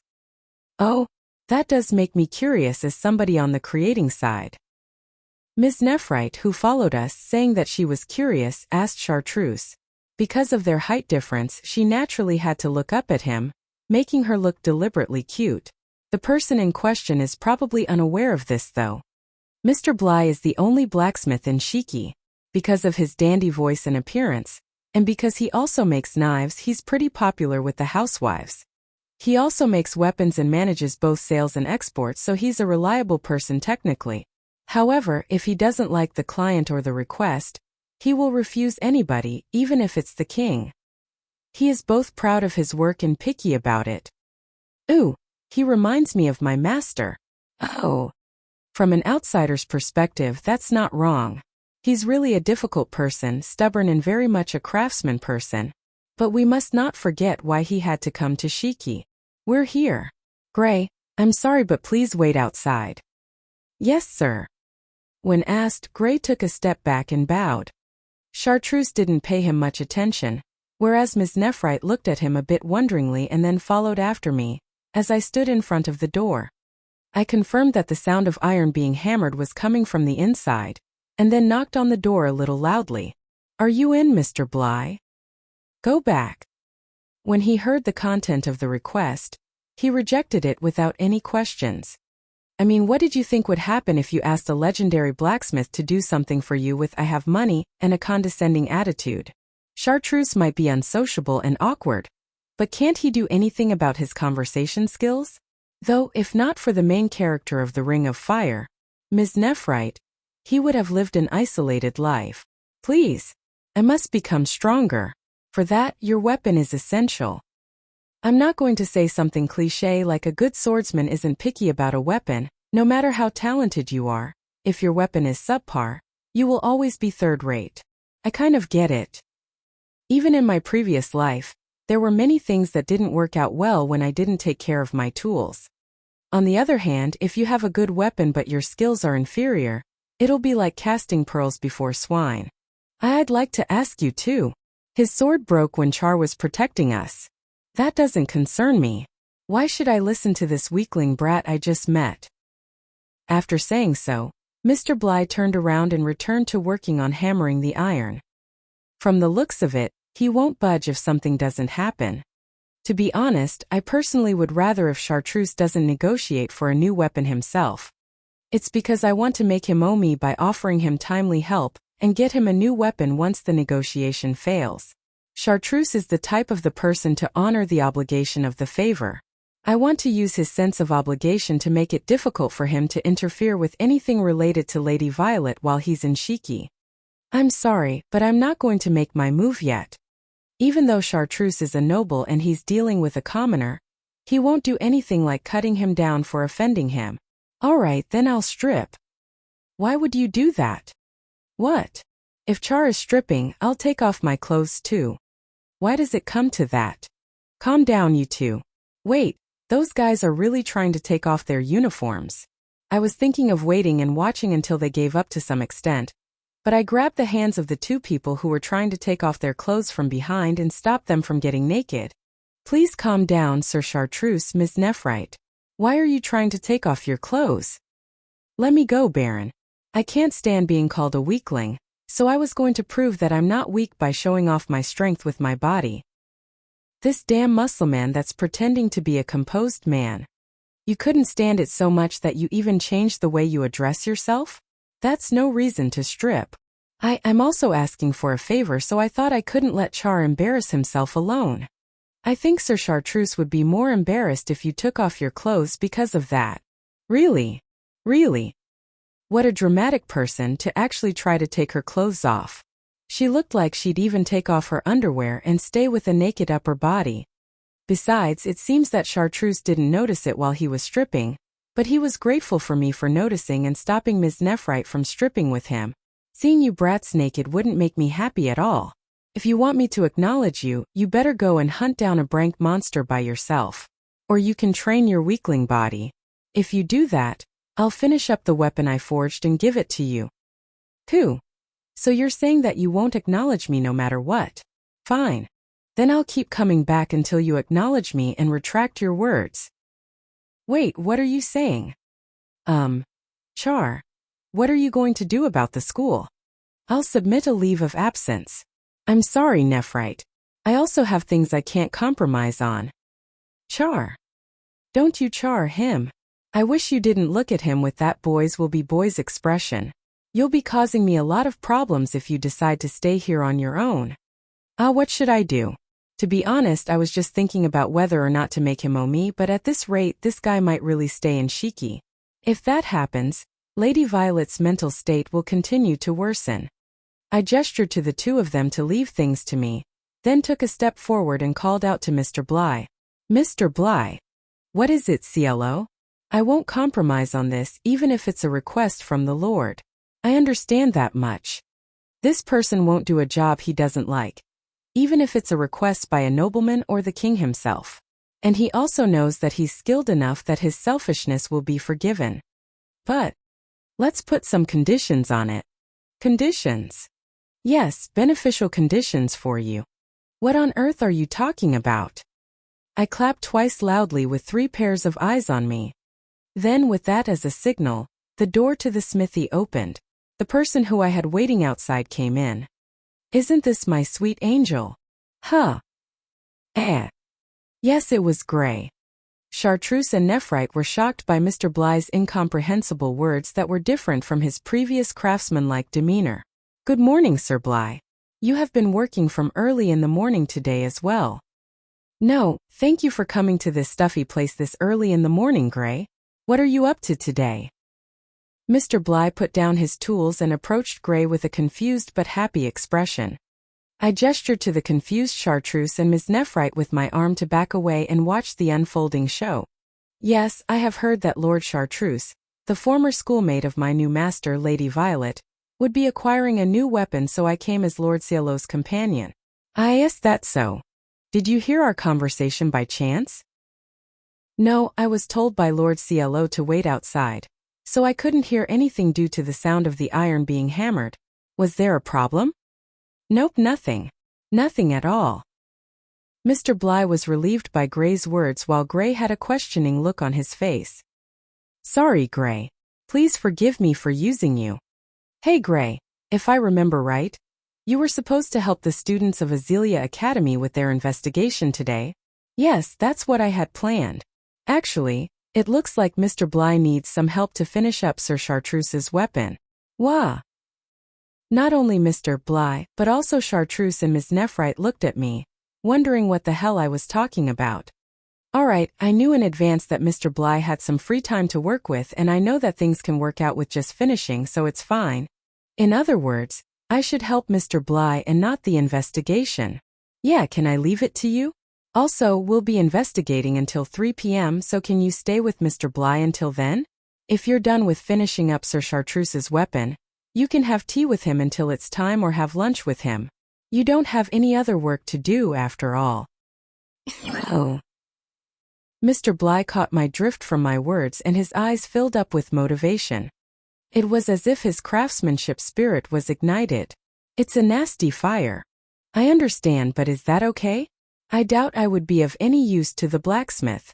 You will. As long as you're here, the quality of my weapons will be doubled. Oh. I see. I will do my best. Mr. Bly got to work while probably shouting "Hell yeah" in his heart. Oh. Chartreuse, who had stopped and was watching the situation, finally put his hand on his head and thought about it, trying to understand the situation, and then asked me a question, perhaps realizing that there was no point in thinking about it.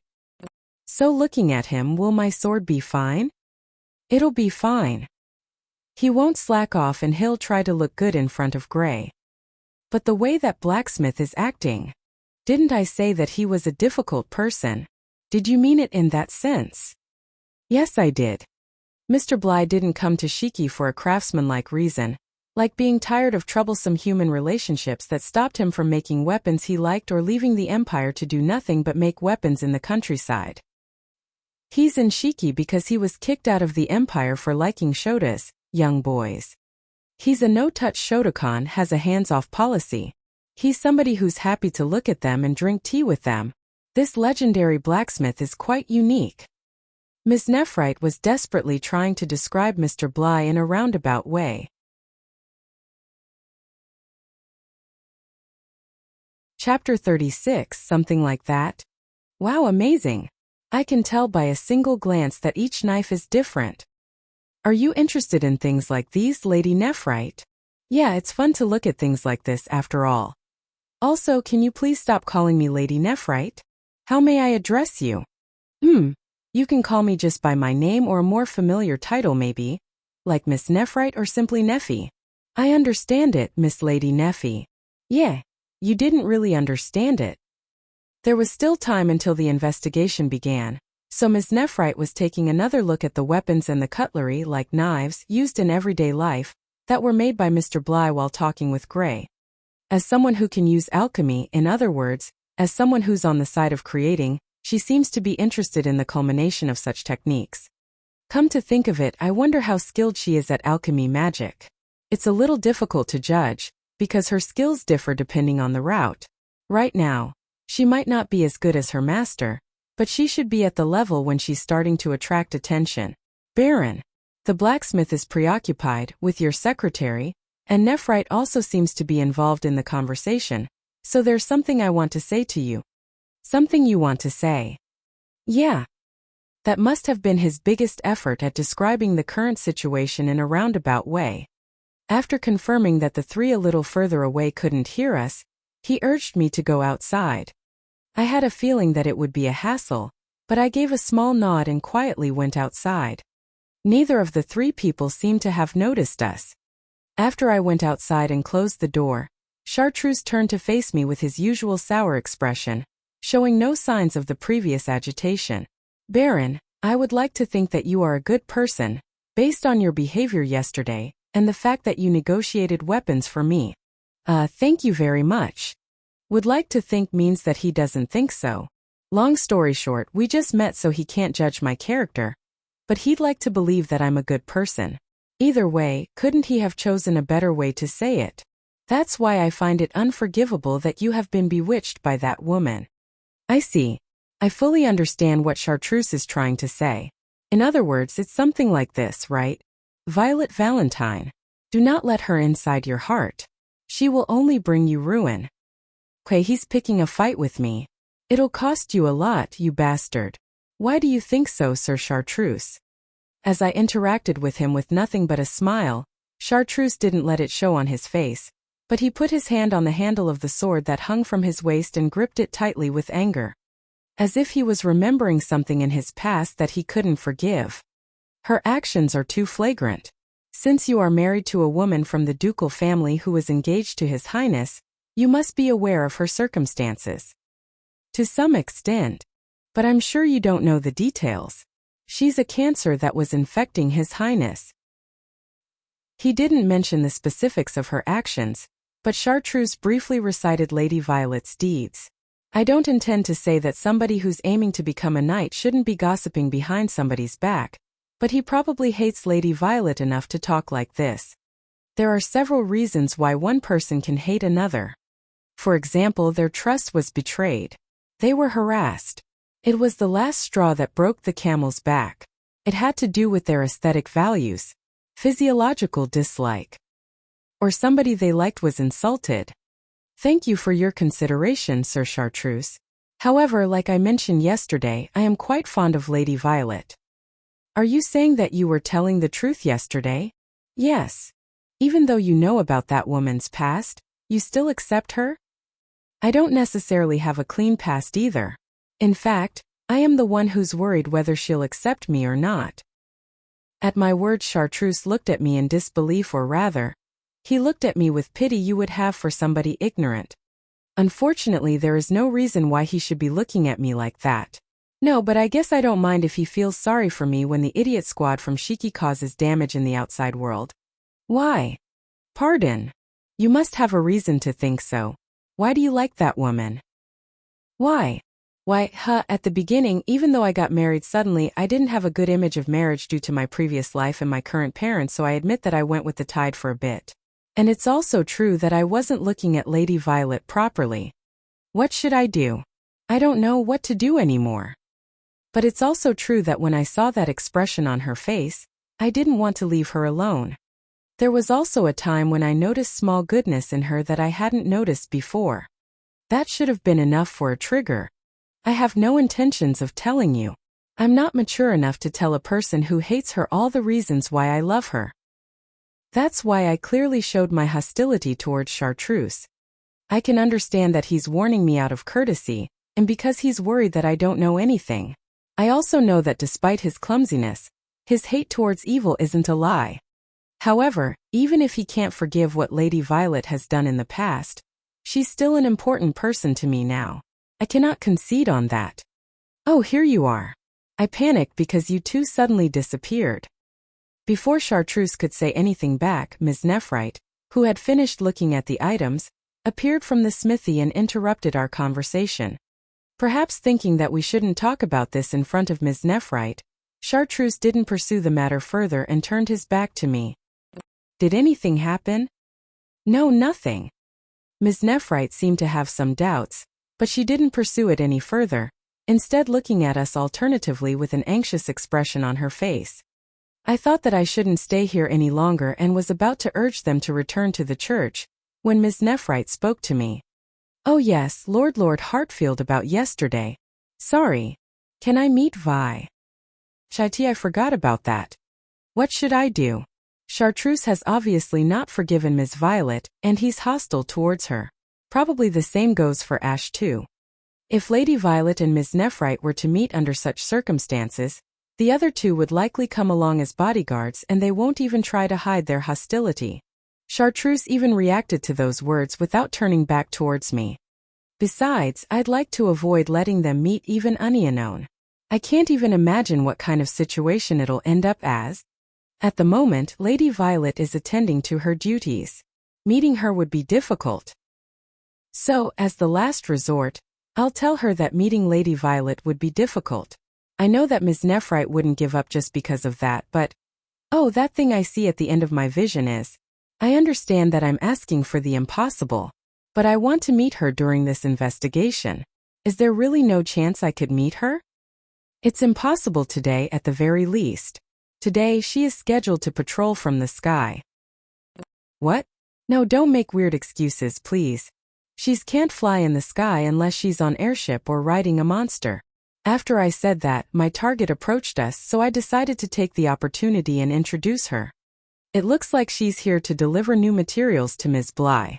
She glided down from the sky and slowly landed in front of us. Hello. Good morning, Mr. CLO. What a fine weather we have today. Robot, the culmination of the humanoid lost technology, greeted us cheerfully. Yeah, good morning. The weather is sure nice today. She's still living in the future as usual. Please meet Robot. Today Lady Violet is planning to ride Robot to fly. She hasn't ridden Het yet, so I thought we'd let her get used to it. What? Well, for the time being, pleased to meet you. Here's Financier. To commemorate our meeting. Why Financier? And her pronunciation was unnecessarily good. Ahaha, the world sure is wide. Looking at Robot, Ms. Nephrite seemed to have a slightly distant look on her face. Chartreuse held his weapon ready. As if he didn't understand what was going on. TL/N. Until now Robot's gender was left ambiguous, but later chapters confirmed that she is in fact a she, so she will be referred to thusly from now on.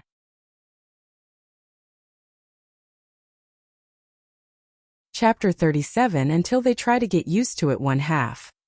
Azalea Academy students investigate in Day 1. The start of the investigation. I call it investigation, but I already know that Fenrir is no longer here, so I'm trying to make sure that the students of Azalea Academy won't end up in trouble and the troublemakers of Shiki don't cause problems for the students of Azalea Academy. That's the most difficult part though. Well then, we will move in groups that were divided in advance. The means of communication is... Ash had gathered all the students and was instructing them. Perhaps he's used to work like this, seeing that he's both calm and efficient and he looks quite mature. He's probably much more composed than I was at 15 years old in this life. In addition, as a safety measure, each group will be accompanied by one person from Shiki as a guide. Everyone, please do not cause any trouble. Everybody responded to Ash's words in beautiful unison. In response, we also greeted them and stood in front of our assigned groups. We explained the areas we were in charge of and our roles in battle. I'm in charge of the group with Ash and Ms. Nephrite. It's a bit of an unpleasant combination, but I have to do my best to deal with them. Otherwise, I won't be able to show my face to Grey, who I had to exploit, and Lady Violet, who's flying in the sky right now because of my desperate excuse. Besides, those two are excellent at combat and magic. Ash is an expert of earth and wind, and depending on the game route, he's even contracted to an amazing spirit called Carbuncle Shit. I wish I had even a tenth of his talent in magic. In addition, please keep this in mind. Shiki is a somewhat special place. I explained this to Sir Ash yesterday, and there may be other people who've heard about it, with many of you thinking, there's no way such strange people would be here. He's definitely exaggerating. A few students laughed quietly at my words as the Lord Governor, and Ash reprimanded them with a cough. Well, at least they're paying attention to my words. Frankly speaking, I hope they keep laughing. In fact, perhaps because of what happened earlier, Chartreuse and Ms. Nephrite look serious. Yes, for example. Actually, luckily, there's an easy-to-understand idiot coming here, so I'll use him to explain. Haha. Kittens of Azalea Academy, you're welcome to investigate in my room anytime. Outbreak water. First, you must change the environment under their feet and stop their movements. Creation, cloth. Next, you block their sight to confuse them. Make mass. In addition, you also restrain their hands so they can't wield their weapons. And lastly, you punch them in their open body and render them immobile. Ha! Guho?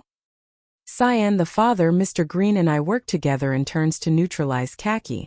The students of Azalea Academy were in commotion with confused expressions due to the sudden happening. Just like I said, there are similar suspicious people in Shiki. If you have a hard time making judgments, please shout. Do not make decisions on your own. Cooperation is important in a group. Students of Azalea Academy were confused by my words but still nodded in approval. Amidst the racket, a male student wearing a white commoner school uniform, judging by the shape of his ears, he must have had elf blood, hesitantly raised his hand and asked, what are you going to do about that person? His chaperone will take this guy later so there won't be any problems. Don't worry, he can take punches. 2C. This guy is strangely talented at magic, and he can handle a beating without any problem, so he'll be fine. If it gets worrisome, he'll be revived as long as a woman approaches him.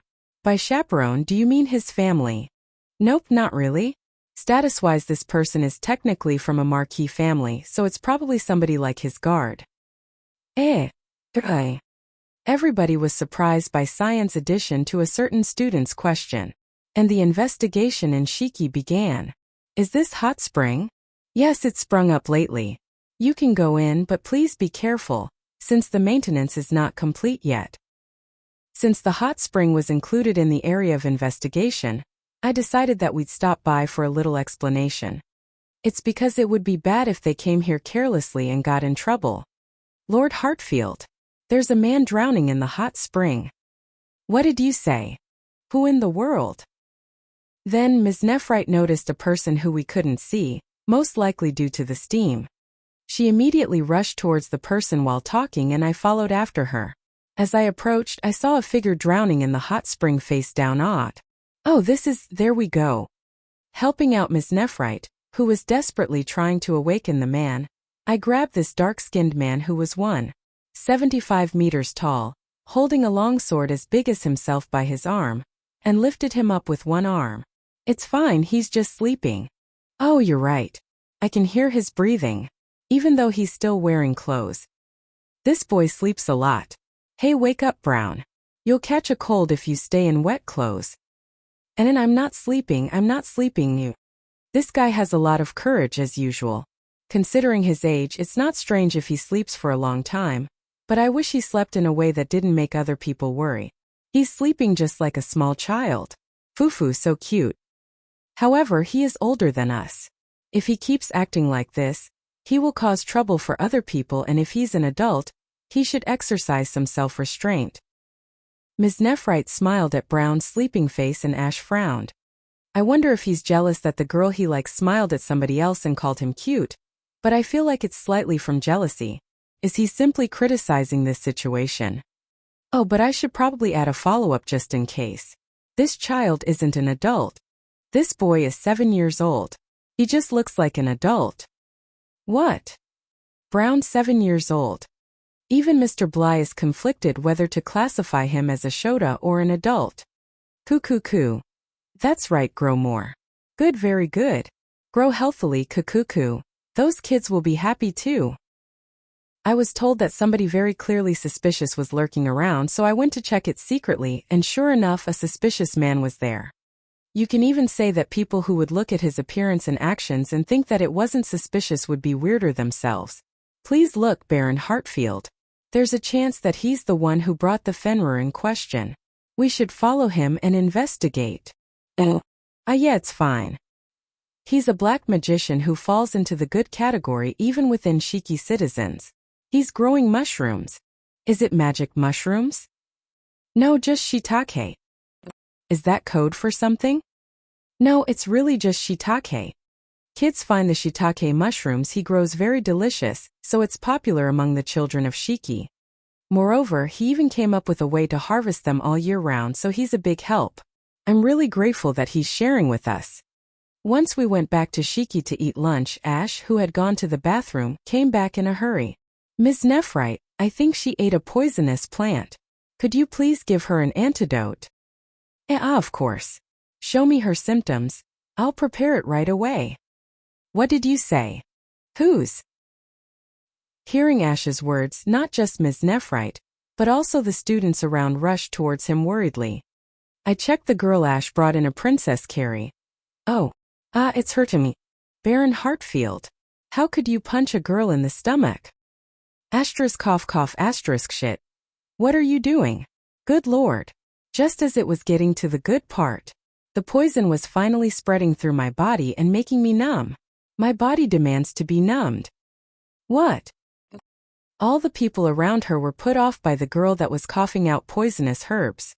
I nudged Emerald's head for saying something stupid, took her from Ash's arms, and Princess carried her to Ivory, who was passing by. Since she wasn't injured, Ivory made a blatantly disgusted face, which Emerald answered with an equally disgusted face after looking at him. One of them is a doctor who gets excited by looking at injuries, while the other is a compounder who gets excited at the prospect of experiencing new poisons. Both of them have the same desire to cure others, so why does it manifest in such a weird way? No, is that even a right word for this? Kabaddi.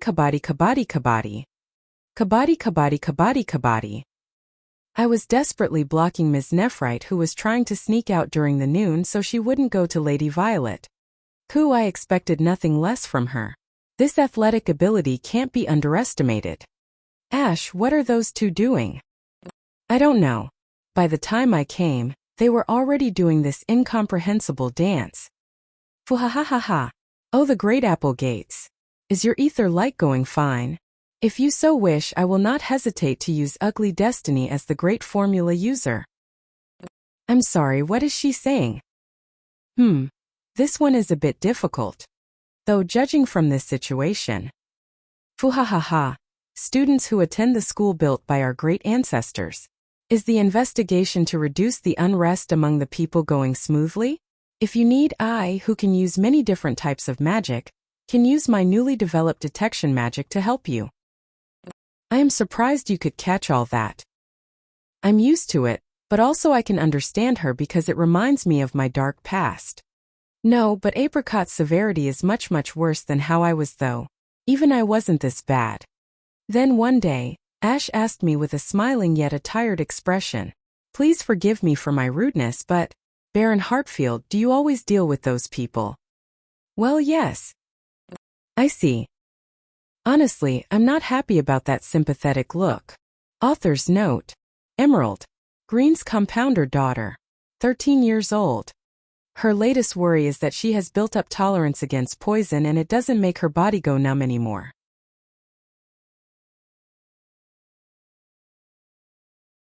Chapter 38 Until They Try to Get Used to It Part 2.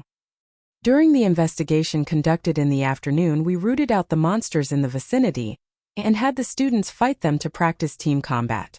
That was when a little misstep in teamwork resulted in an upper arm injury in one of the students. Though there was no worry of debilitating aftereffects, it was still a wound that could end up a light scar without proper treatment. Is it a wound? It's a wound, right? Unlike a foolish patient who ingested an unknown poison out of their own volition. It's a wound, right? All right, just leave it to me, I'll heal it so well. Not a trace of it will be left behind. Rest assured, including the stains on your white uniform. I'll fix everything. Let's get started. Hold on, no. Ivory, who popped out of nowhere, got started on his treatment. I'm glad the patient is not female. There's no doubt that he faces much danger as is, but I like to find relief in the fact that it's someone of the same sex as Ivory. Because, after performing the necessary first aid, Ivory would ask his patient to take off their uniform, and the sight of him panting as he stared at the wounds looks way too disturbing. I mean, it's plenty disturbing even now. Oh, that's some amazing skills and magic. The medicine I whip up wouldn't be able to heal this well. Ms. Nephrite observed Ivory's healing skill while her eyes beamed with curiosity.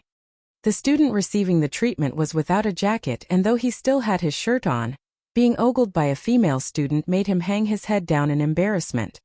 I asked Ash if it was all right to leave her be, but he replied with a wry smile that her curiosity was part of her charm and what defined her.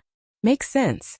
Seeing her face positively animated with curiosity, I couldn't help but agree with him. In the afternoon, the lust demon had freed himself, as if it was only natural he did so, from the rather tight restraints I'd placed on him, and went around flirting with the girls from the academy. Perhaps owing to the incident earlier, I heard his advances were utterly spurned, and after being depressed for a few minutes he bounced back to his old joyful self. I'm rather envious of his personality in a way. Heck, my word. How could I have not noticed their charm?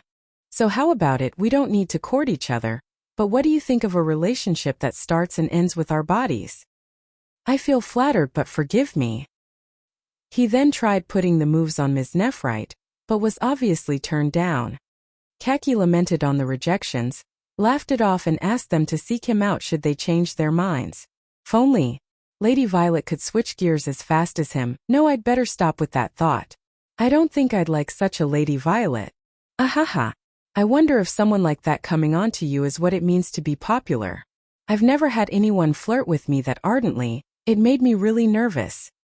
Ms. Nephrite, you'd better steer clear of that guy. Any kind of relationship with him will only serve to hurt you. Please hide behind me whenever you feel scared. Got it, thanks, Ash. Ash looked to be in a rather bad mood as he commented on Kaki's conduct to Ms. Nephrite. He probably finds it inexcusable to have such men come in contact with her. I mean, if you think you aren't popular, then practically no girl in this entire world could ever be popular. Is she trying to pick a fight? Oh, by the way, was Ash your name? How do you feel about strengthening our bond? And Ash, who was hit on for some reason, had lost all life in his eyes. I hope that guy doesn't get himself executed. What's wrong, Char? I don't see you leaping for joy despite obtaining a new sword. Is the workmanship poor? Oh, Ash, no, there's no problem with it. There's no problem. But to think that guy made something like this. What's wrong? You're acting strange. You're right. I need to get stronger to protect her too. I can't let something like this get me down. 15:30. It was the appointed time. Gray and Mr. Bly brought with them the sword that was made for Chartreuse. Normally he wouldn't leave the smithy, but I'm guessing he wanted to spend more time with Gray, however little. Chartreuse held the sword handed to him, ascertained its condition, and checked the quality of craftsmanship with a strange look on his face. Good work, Mr. Bly. I do apologize for it was such a sudden request. Nah, I feel grateful to CLO. I consider Gray to be one of the finest lads around. To craft a sword in the same shared space, what a blissful moment. What the heck is he saying with his refined voice and looks? He'd be a cool if unsociable, decent-looking guy if not for his predilections. I hope you haven't laid a hand on my son. You fool. Beauty is meant to be cherished and never crushed. But next time I want him to stay over and take a bath. What the hell are you trying to do to my son, you bastard?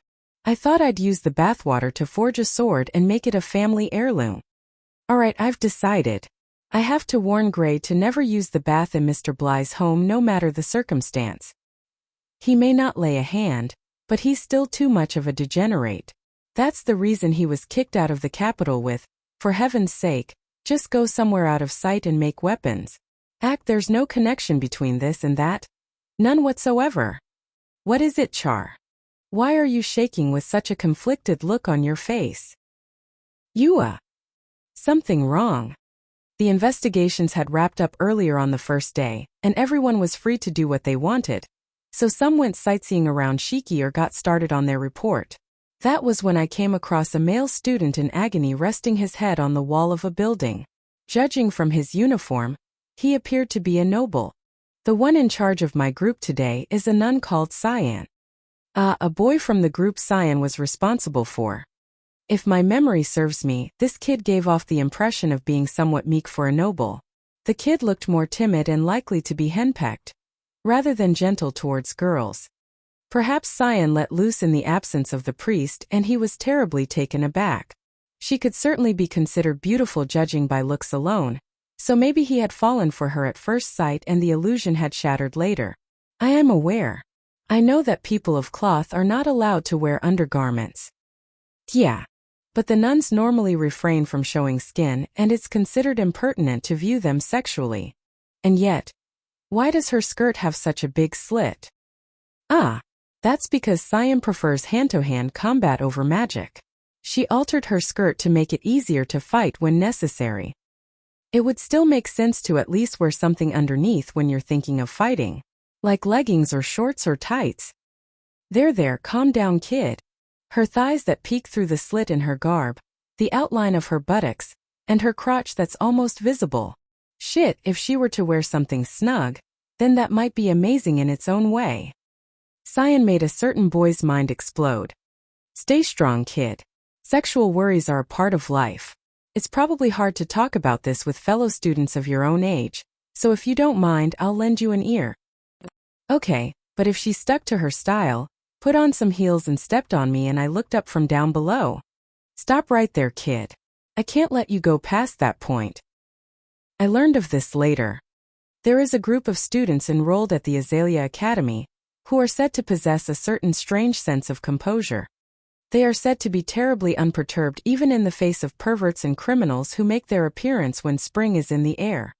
At one point, an unrelated, curious student asked them the reason, to which they replied thus: I can't get used to their irrationality, but perverts don't surprise me anymore. His expression seemed to imply that he knew of a pervert way worse than any he had encountered.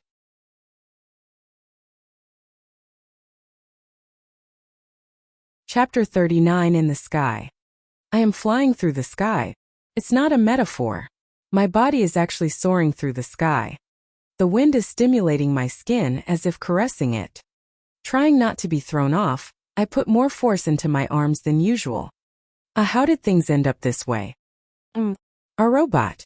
Can't you fly a little slower? Impossible. Already. Flying. Slowly. I am flying through the sky by hugging Ms. Robot's back. Actually, even if I let go, I wouldn't fall down due to some unknown force. Even Ms. Robot couldn't explain it. And the wind isn't strong either despite our speed. From what I've heard, the entire space around Ms. Robot is protected by lost technology. The point is, it's some kind of an incomprehensible force. So why am I flying in the sky with Ms. Robot?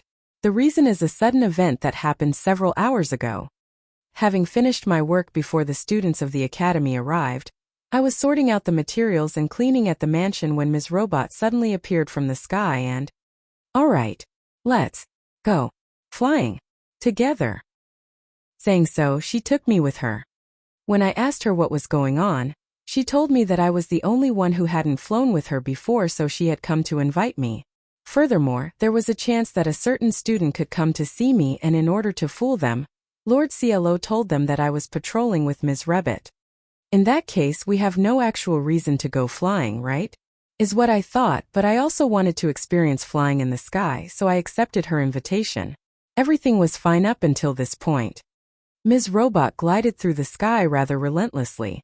It seems that there's no worry that we'd fall down, but it's still scary. I'm sorry, Ms. Violet. I've received an emergency call. I don't have much time, so we'll be heading to the destination right away. Huh? Ms. Robot, where are you going? Please, don't worry. We'll arrive by noon. That's not what I meant. Also, Ms. Robot, you can talk normally, right? Why are you talking in broken sentences? What does normal mean? All living beings have their own normal way of living. I didn't ask for a philosophy lecture. And Ms. Robot accelerated. I no longer had the time to think about the principle behind it. Even though you lied for my sake, it's impossible for me to not hold a grudge against you, Lord CLO. I'm tired. Before noon, I was feeling listless in the outskirts of the town next to Shiki, which was one day's journey away. I don't really get what business Ms. Robot had here, but if she said that it was an emergency call, it must have been an emergency call, so I decided to stop thinking about it too much. By the way, the reason I'm at the outskirts is because Ms. Robot landed here. She said it was because when she landed inside the town, she would sometimes be mistaken as a monster and get attacked. Apparently she could quietly enter the town from here in something called stealth mode. The sky is blue.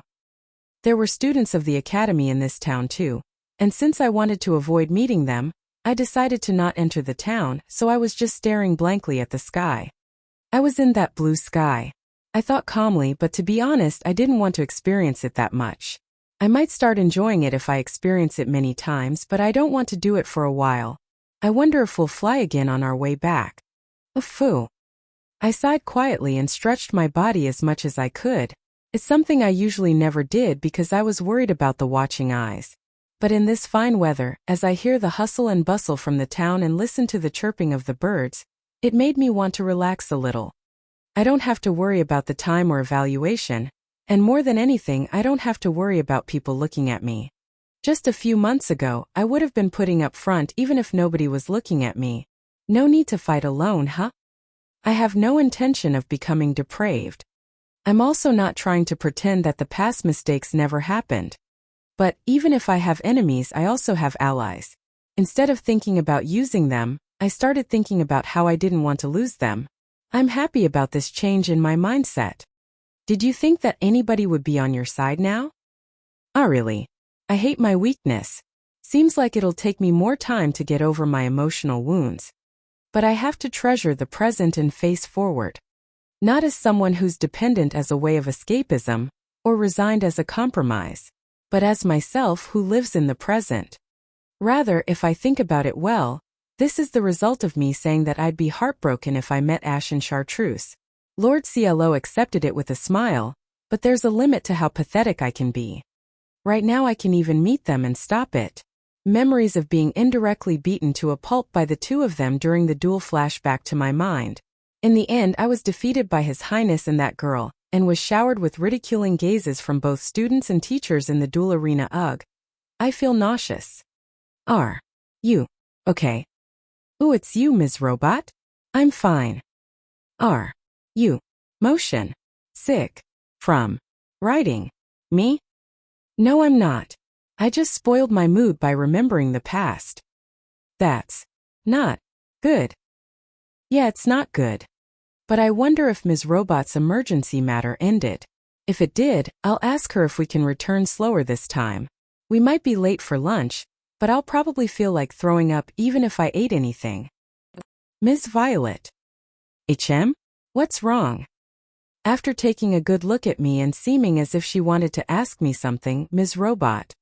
Would you like to eat lunch with me? Suggested thus. Author's note. Stealth mode. It makes things hard to see but not invisible. The townspeople know it and just ignore her, thinking, oh, it's that person?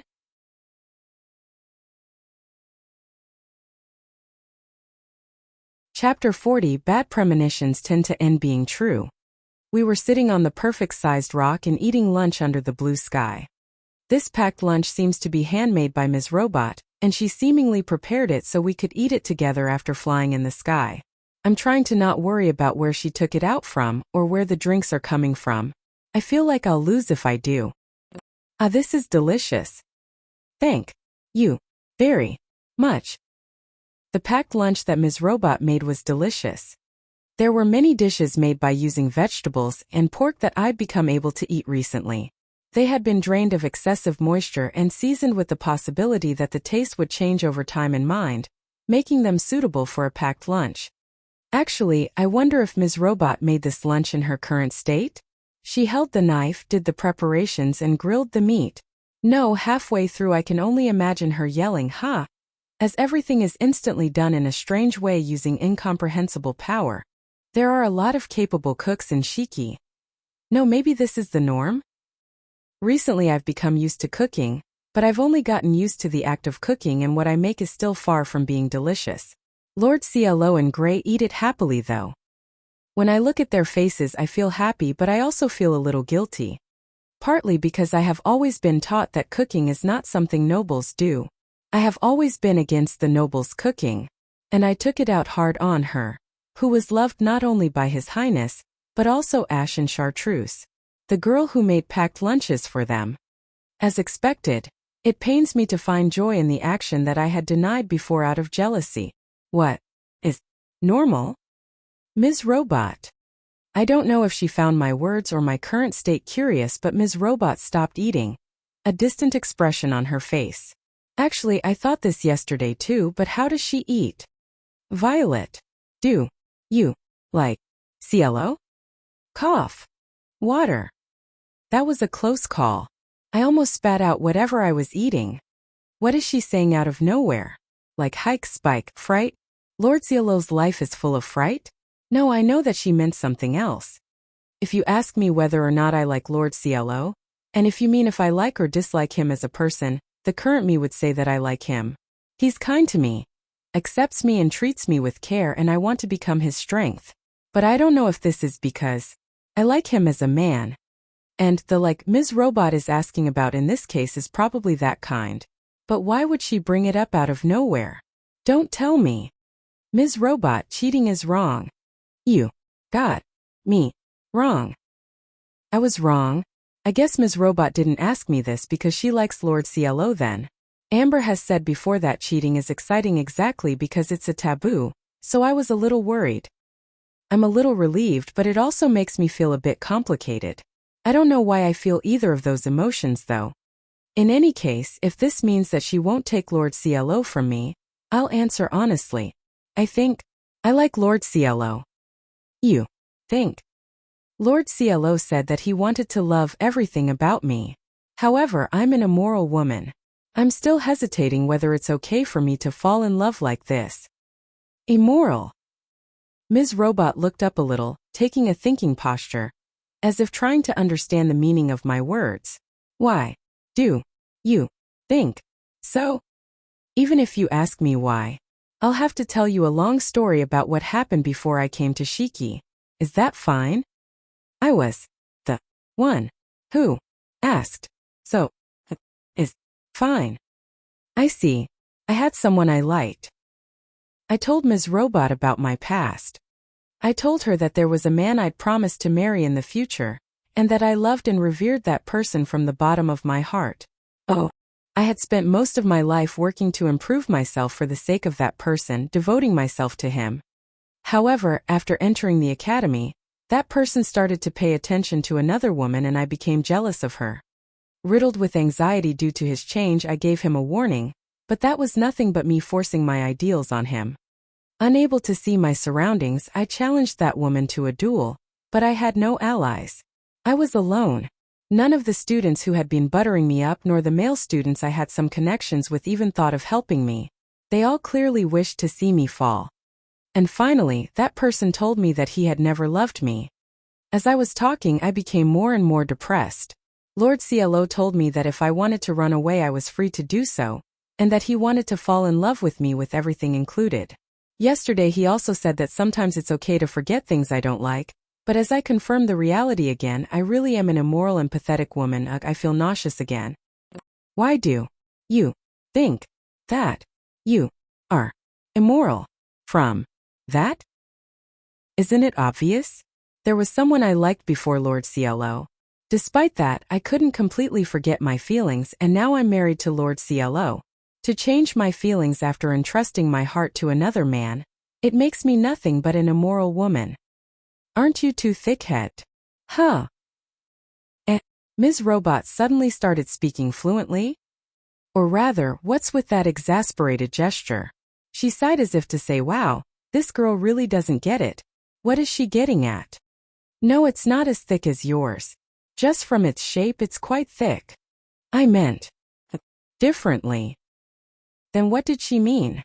It feels unpleasant to be denied when you don't know what the other person means. Okay. For now. Ms. Robot quickly stood up and put away the lunchbox. Her chest part suddenly opened up and she was able to put it inside. Ignoring its volume, surely my eyes were mistaken. I saw a faint glow and heard a whirling sound. Yes, it had to be an auditory hallucination. There is one thing I would like to say. Then Ms. Robot grabbed my arm. Why? I have a bad feeling about this. If I don't run away now, I'll end up in terrible trouble. Specifically, it might be something that will make the fear I experienced just a short while ago come back. Let us make your head a little softer. Set. I wish my bad premonition had been wrong.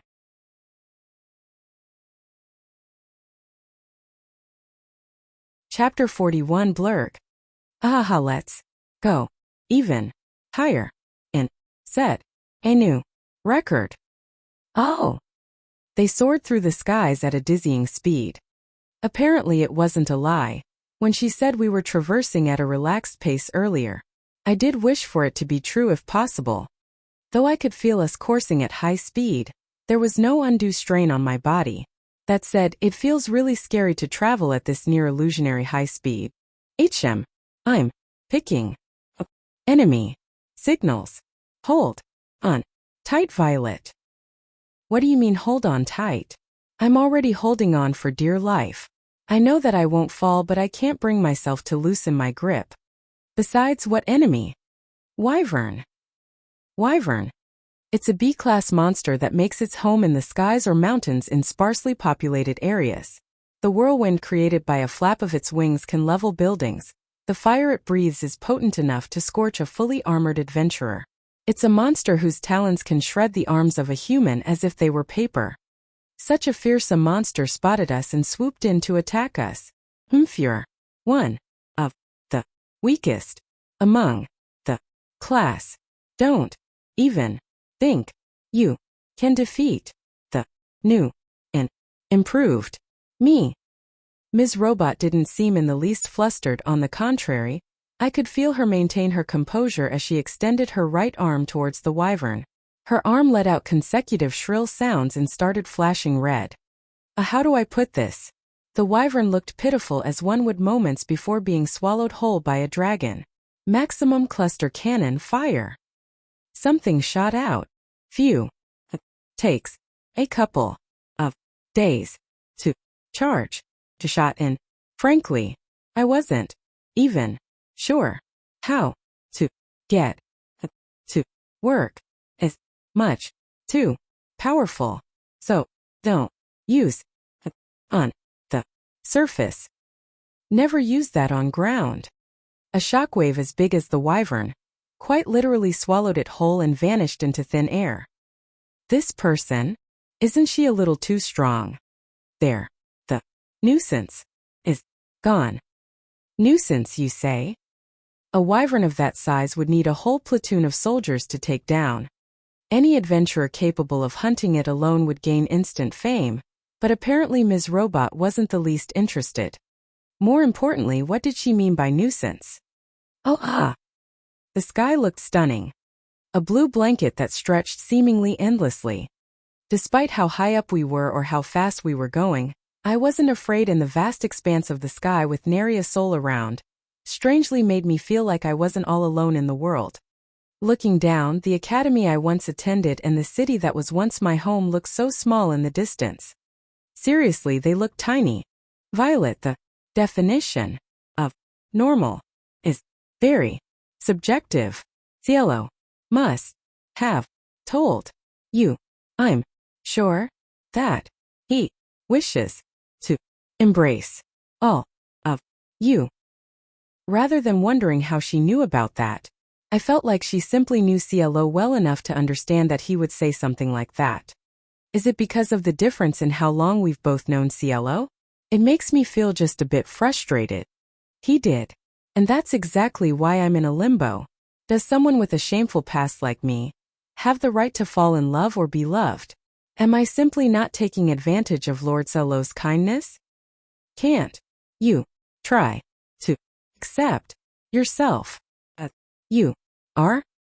That's only allowed for the talented. I'm not one. If not for the noble family I was born into, I would probably be considered talentless. To compensate for that, I've spent all my life keeping up appearances, trying to turn a lie into reality. I have been exposing my vulnerable side to Lord Cielo, even though I'd rather not. You need to put in adequate effort in order for someone to approve of you. Even that girl born with a gift put in the required effort to refine her skills, only after which His Highness grew to like her. After accepting each other for who they are. Which is what leads me to worry. So, I need to put in more effort than I did in the past to make up for the time I loved someone else, and after learning more about Lord Cielo, I'll tell him my feelings. Just please shut up. However, Ms. Robot dismissed my worries to my face. You just like to complicate things, Violet. Why are you throwing in the towel without professing your feelings? Please stop running away and hiding behind your past when you know that's bullshit.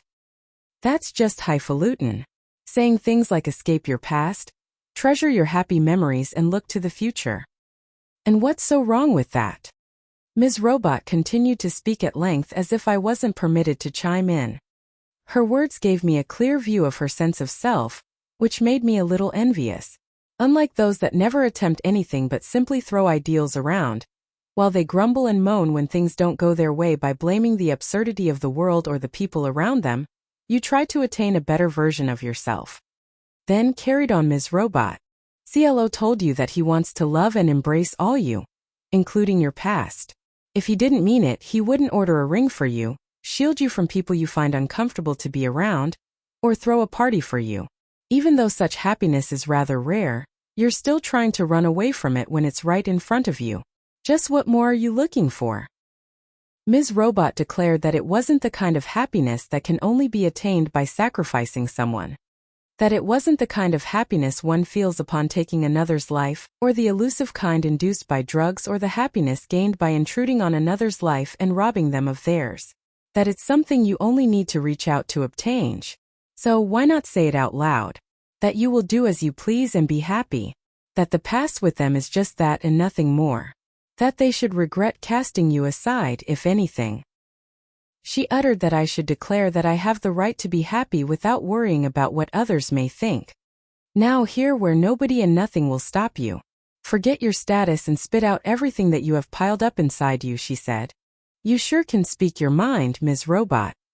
You didn't have to preach my ear off. With nothing but fancy words, are you trying to bask in the glory of your perch up above? Arg, damn it. In this place where there's no other soul around, my only partner spoke everything on her mind and at length. This only makes me, the one making things complicated for herself, look like an idiot. Shit. Fine, then I'll say it. Watch me, I'll scream it. I certainly have at least one or two things I'd like to get off my chest. Vermilion, you big moron.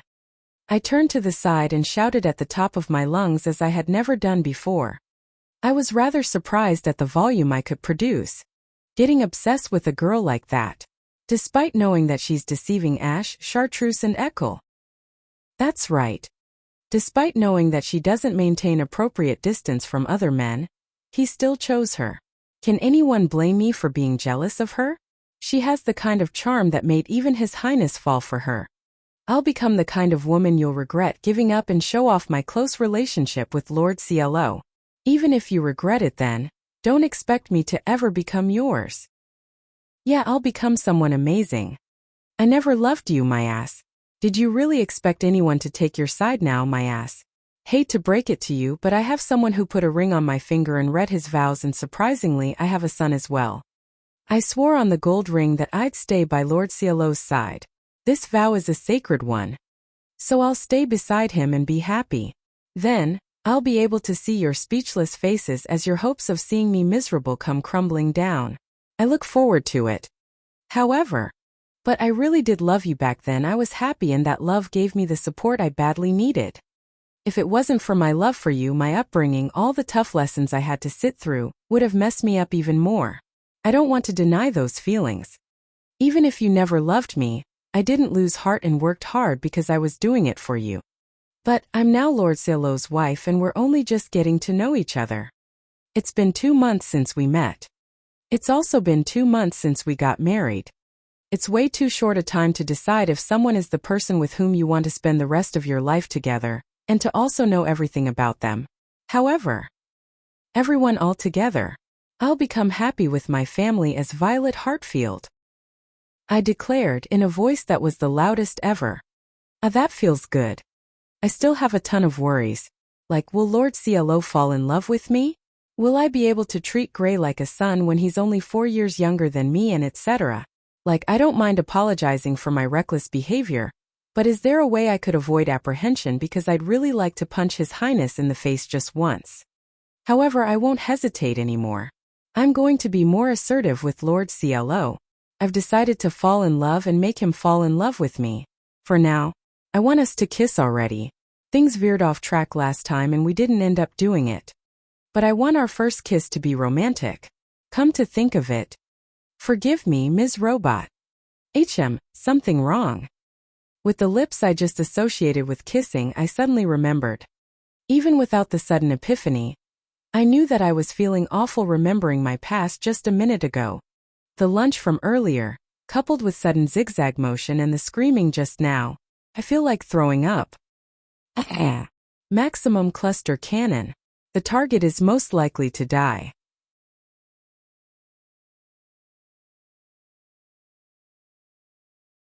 Chapter 42. Nobody to retort. I don't know how to say this, but sorry. No. Is fine. Due to various things happening, we landed a little outside Shiki. Ms. Robot took really good care of me. I wish she held back on suddenly accelerating and killing monsters with a single blow, but it became an unexpectedly good opportunity for me to let out the things I had pent up. The only things I threw up were the words that cut off my feelings for His Highness and the thoughts of wanting to become happy. Other than that, I haven't thrown up yet. Well, I did speak like I was better, but even I have things am afraid of. In fact, am afraid to show my real face. Huh. Where's that coming from after lecturing me so much? I mean, you were being wishy-washy, so irritated me. I'm sorry. I can't admonish her when she says this. Besides, I've heard that Ms. Robot doesn't want to show her face because her parents and the surrounding people shamed her for her appearance. It must have been similar to a trauma, like in my case, and her current form could be taken as a way of her facing forward and a reflection of her character. So, what will you be doing from now on? Ms. Robot asked me. From now on? From now on, huh? I feel somewhat refreshed, so I want to actively pursue Lord CLO. But when I think about my classmates and the sources of the trauma being here, I lose my nerve. I feel like if I suddenly show them that I'm close to Lord CLO, it'll create issues for him too. Ash and Chartreuse are from exceptionally influential families even among the nobles in the kingdom. As long as they still resent me, I cannot provoke them carelessly. I should probably apologize to them at some time, but that doesn't have to be now. So when I go back home without being seen by them, Well, once I get home, I'll hug Lord CLO first and foremost. Oh, and I'll press my chest against him. I feel like that would happen naturally. You hug him, but it's fine. Men should like that. After hugging him for a few seconds, I will get away for a bit. Get away? And I'll strip. Why would you do that? I also don't know why things would come to that either. My maid had said to me that since I had such valuable assets attached to my body, all men would fall easily as soon as I got naked in front of them. Thanks to that, I had refrained from exposing myself until now. Honestly, I only understand that self-appeal is something like that. Behaving well and resolutely at the social gatherings and the academy is surely different from acting proactive in this kind of situation. Should you not just kiss him then and there? I mean, I'd like for our first kiss to be more romantic. Acting innocent. Now. Shush. No matter what people say, I want the first time to be memorable. In a secluded place with nobody else around, where the only audible sound is the sound of us breathing and my heartbeat, which I perceive to be extremely loud due to my nervousness. Lord CLO will initiate. That's how I imagine it to be. Something I read from a book. That part is fine, because you are free to do what you want. But you two haven't even kissed yet? Wow. Stop with that pitying look. It hurts my heart. Also, please stop talking fluently when it matters. It's causing me a lot of damage when I realize that it's true. As I became depressed, Ms. Robot hurriedly added that she was joking. In fact, a married couple that hasn't even kissed yet might as well be the same as a married couple that's only married on paper. Maybe Ms. Robot's initial reaction was natural. In that case, cooperate with me, Ms. Robot. I will have you take responsibility for spurning me. Fine. By me. However, something romantic. Yes, romantic. Ms. Robot took a thinking posture and started pondering about romantic gestures. After playing in a field of flowers and making flower crowns, hold each other's hands while watching the sunset and kiss you get closer. Despite making fun of me, Ms. Robot came up with a pretty cute idea. Good grief, after calling me out on acting innocent, this is what she came up with? Isn't playing in a flower field, making flower crowns and watching sunset too childish? That's pretty good. Right. It's childish, but that's what makes it good. The whole point is for Lord CLO to do something childish. He would clumsily make a flower crown and I'd show him the example with a little, after which we would gift our flower crowns to each other. Doesn't that sound wonderful? Wait, I forgot. I've never actually made a flower crown. Pooh, the plan is all ruined. Then, what about something like this? A suspension bridge effect caused by a dangerous situation. I'm listening. Suspension bridge effect. If I remember right, it refers to the situation where people mistake a life-threatening situation for the excitement of love. But for Lord CLO, who could even kill Fenrir, to experience a life-threatening situation, we would need at least a rank monster. First, I will kidnap CLO. What are you even talking about? There was a strong enemy close to a rank standing before me all this time. It might be easy for Ms. Robot to put Lord CLO in a life-threatening situation, but kidnapping is different. It's Lord CLO after all. And when CLO is in a critical situation after being kidnapped, you will make your dashing entrance. That's a terrible match pump. Lord CLO, who's been weakened after being kidnapped, huh? No matter how much I want to be liked, I'm still reluctant to go as far as kidnapping the other person. I wouldn't want to traumatize him after all. Lord CLO, who was kidnapped, dirted and anxious, only to feel relieved after seeing my face. Stop, don't think about it. I feel like if I think about it, I'll want to see it. Besides, it's not good. It'll be a problem if Lord CLO develops Stockholm Syndrome. Oh, in other words, there is a chance that he will start liking me instead. Yeah, and besides, when you think about it, if you kidnap him, the culprit will be obvious. I see. That makes sense. But in that case, we should come up with another way. I can send Lord CLO his favorite things, cook for him, drink with him, and create the right mood. I'm not feeling any of those.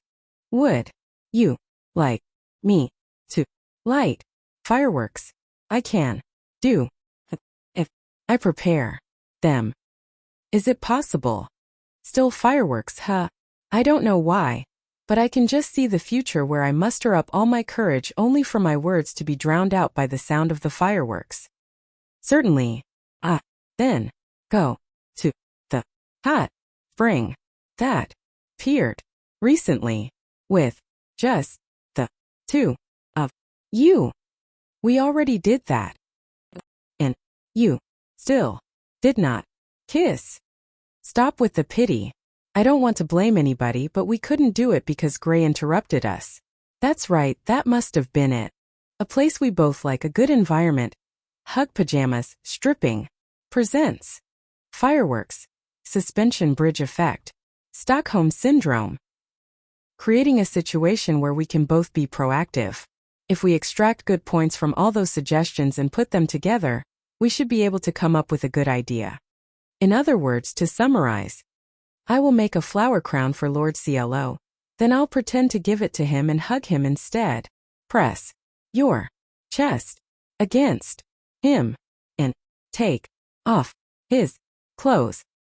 As he panics, I will apply force to him and make him feel threatened to his life, after which you will make CLO faint and move him somewhere else. I will comfort Lord CLO, who'll be anxious after waking up at an unknown place. You will drink together, and once you both feel hot, the combination of anxiety, excitement, and intoxication will activate the suspension bridge effect. And, in the end, I will light fireworks to liven things up. This is it. When I remember this moment in the future, I can't help but think one thing. That our excitement went in a strange direction. As expected, it wasn't a mistake. Violet Valentine.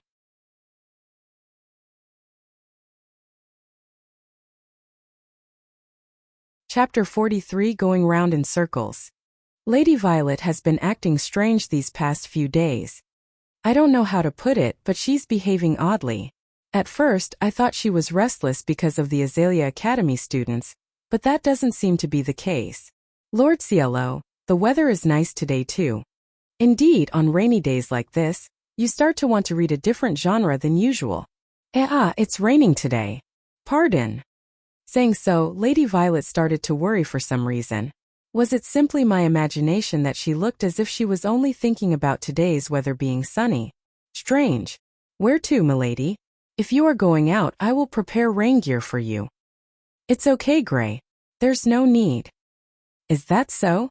Please wait, why are you going outside dressed like that? Please let me go, Gray. I've heard that white clothes work the best for the see-through look. Let me go outside. I don't really understand, but I think that you might be mistaken. I heard that something like this happened with Gray. See-through look. I wonder what she means. I don't really get it, but I'm sure it's not what I think it is. It's not something people would go out of their way to do, so it must mean something else. Strange. Wow, it's so hot, Lord CLO. I think the weather is quite cool today. Why are you wearing light summer clothes? I've heard that men enjoy this look more. You will catch cold. Oh, that's right. Would you mind wearing your winter coat next time? I'll make some adjustments to it. Ooh, I see. Why would you unbutton one button at this timing? Because it's hot. Pop, Lady Violet unbuttoned the button on her chest. However, she started shivering from the cold, so I gave her the closest thing nearby to wear. After saying thank you, I feel like I heard her say, "This isn't so bad either," under her breath. Strange. Why are you wearing a school uniform, Lady Violet? When I saw my old classmates, I started feeling nostalgic. I tried wearing it for a bit. What do you think? I thought this before too, but it suits you well. It makes me wish we went to the same school. I see. Fufu, I see. Still, your skirt is short, isn't it? I feel like it was longer before. Really? But I'm sorry. I've heard that 40 centimeters above the knee is preferable, but as expected, it was too embarrassing. I could only shorten it to this much. Only perverts wear skirts 40 centimeters above their knees. It's off-putting. What? Why are you surprised? At that length, people would be able to see your underwear unless they're too tall to look. If a woman was walking around with a skirt like that, I'd be put off and think, what's with her? Even if she was my type. Rather, who did she hear it from? Was it that lustful demon? It was him, wasn't it? Wait, I'm wrong? For real? Putting aside who she heard it from, the only thing I can say for now is, Gray, Lady Violet has been strange recently. Yes, she has obviously been acting weird.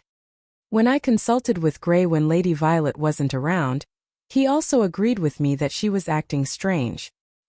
He responded to my concern with a worried expression. I thought it was connected to the students of the academy, but I saw no signs of her meeting them or being harassed by them. Yeah, that's right. My first thought was that Lady Violet was being harassed behind my back. However, there were no signs of it happening, and there was no evidence that Ms. Nephrite had made contact with her. Yesterday she even asked, "Please let me meet with Vi," again. It seems like she had a hard time sneaking out because the investigation was busy trying new things, with Ash and the others keeping a close watch on her. Is it a new disease? If so, it must be a disease that makes one crazy. But she doesn't have a fever, and it's not like she's mentally unstable. She cooks properly, and looking at the way she cleans and tidies up the mansion when she doesn't have Lord work to do, I don't see anything particularly wrong with her. There was a time when she tagged along after I told that I would be going outside, even though she could have met the academy students, but she didn't look daunted to meet them, and on the contrary, she even walked beside me with a happy expression. Although I can't deny the possibility that she was fine because we didn't meet her schoolmates. Milady is unexpectedly prone to making assumptions, so there is a chance she got the wrong idea about something. You're one to talk. There was a time when she mistook me for a girl. I can't argue back about that. It seems like Lady Violet used to think of Gray as an androgynous child dressed in a butler uniform. Now that I think about it, recently I have not been allowed to wash Milady's clothes myself. Perhaps that could be related to the issue? Oh. No. I think that's only because she finds it embarrassing to let somebody of the opposite sex wash her underwear. She was fine with it before because she thought they were both girls. Not allowed to do laundry together? I've heard that phrase somewhere. I'm sure that's. I see, it's puberty. In other words, it is not an issue we can solve by ourselves, since it's an issue unique to women. Lady Violet is 15 years old. She must have worries she can't divulge to us since we're men. In that case, next time I'll secretly ask somebody of the same sex who's close in age with her to help her out. Girl who's the closest to her age would be. Then, I will ask Lady Apricot if she could help Milady. Is that our only way? You seem to be very conflicted about this. Certainly, another girl who's closer in age with her would be 14-years-old Apricot. But can she even offer a useful consultation? I'll admit that she's surprisingly serious when she's being serious, but I hope Lady Violet doesn't suddenly start calling me Black Heart. Maybe Cyan could be our person. She's serious during confessions and she gets along with Lady Violet. In any case, I'd like somebody to casually consult Lady Violet if she has any worries. So you were here, Lord CLO Gray. The bath is ready, so would you like to join me for a family bonding time? Somehow, I feel like this isn't the kind of a problem that could be solved just by consulting other women. I'll check if her thoughts are going in the wrong direction from stress. For now, I decided to let her rest while I looked at Greg. We both nodded in unison.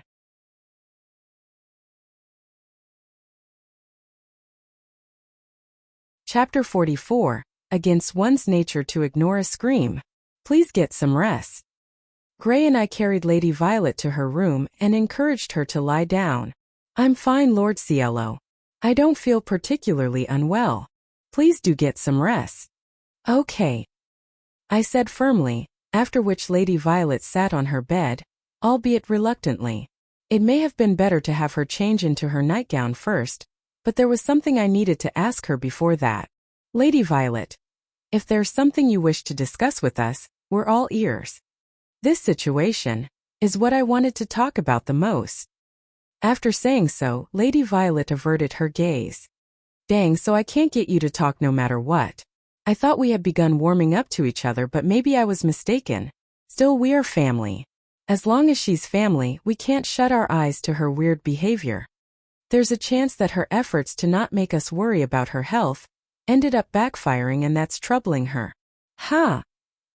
Why does Lady Violet look like she just had an eureka moment? And is this sense of foreboding just in my head? I hope it is. Sorry, Lord CLO Gray. I simply had the shivers.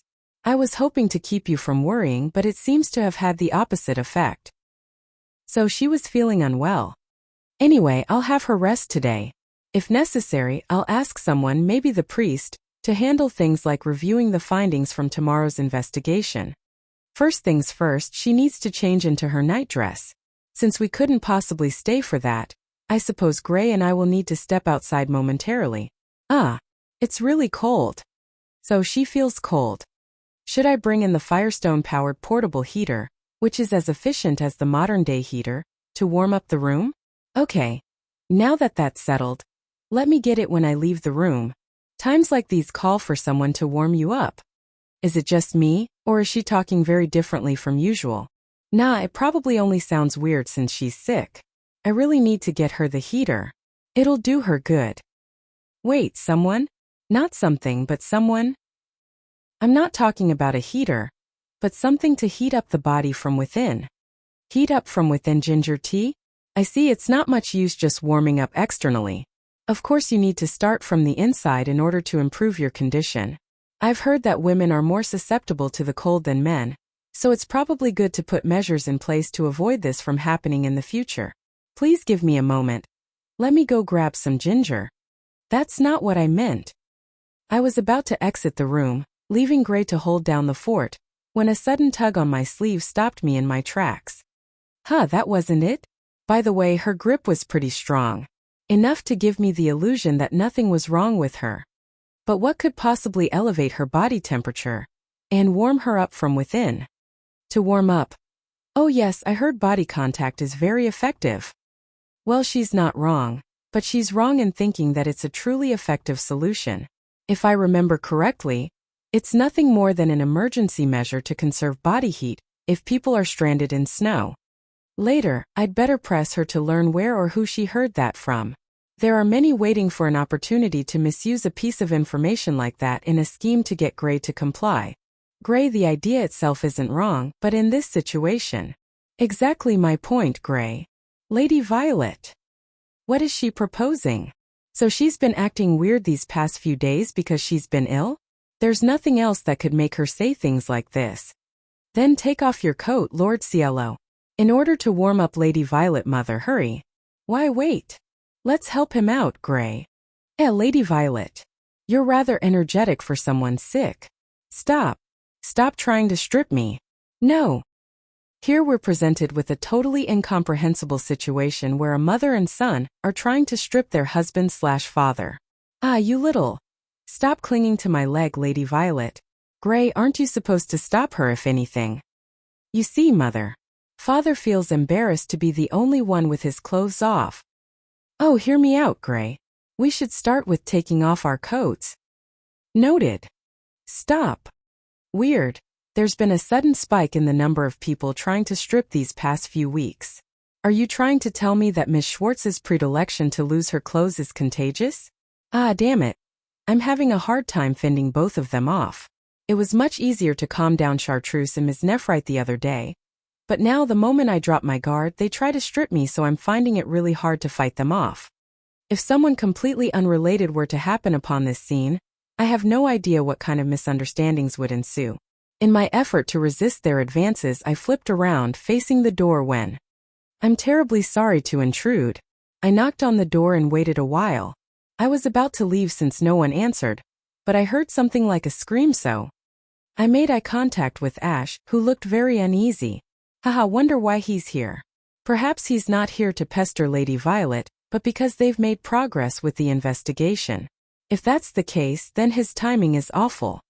Lady Violet stiffened upon noticing Ash, trying to make sense of the situation. Please continue as you were. Hold it! Screamed I and Lady Violet together.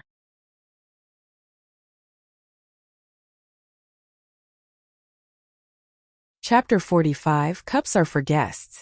This is black tea grown at the foot of the mountain in the east. Thank you. Gray took Ash to the reception room and served him the tea he brewed.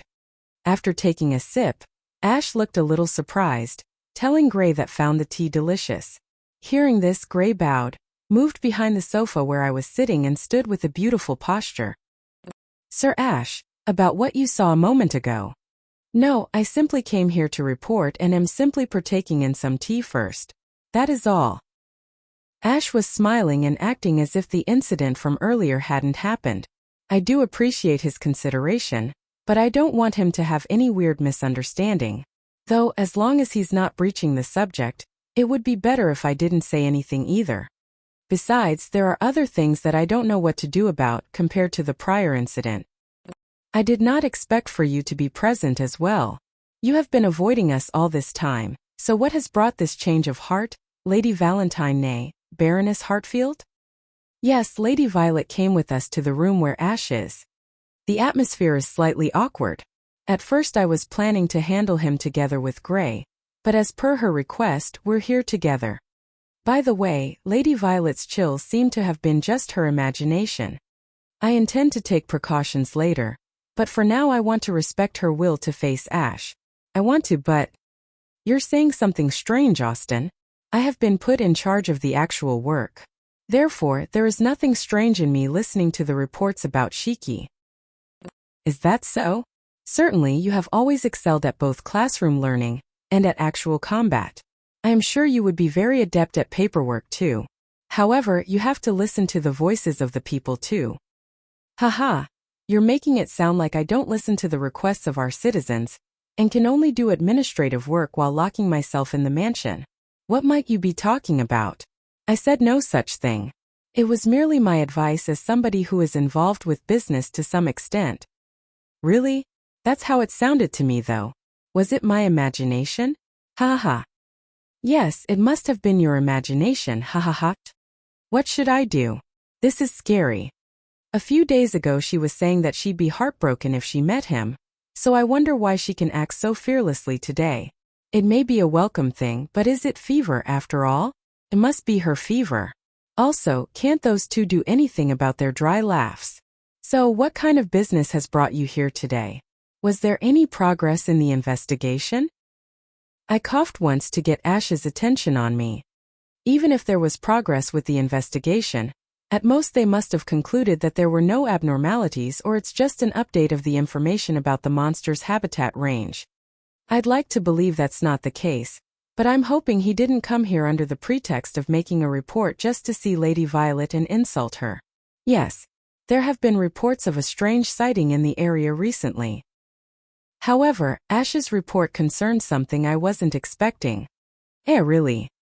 This is different from what we found out during the investigation, but according to my information network. According to Ash, it seems that monsters have started becoming more active around this area, and some of them are moving away from their habitats. Although their number is small, it would be better to be cautious.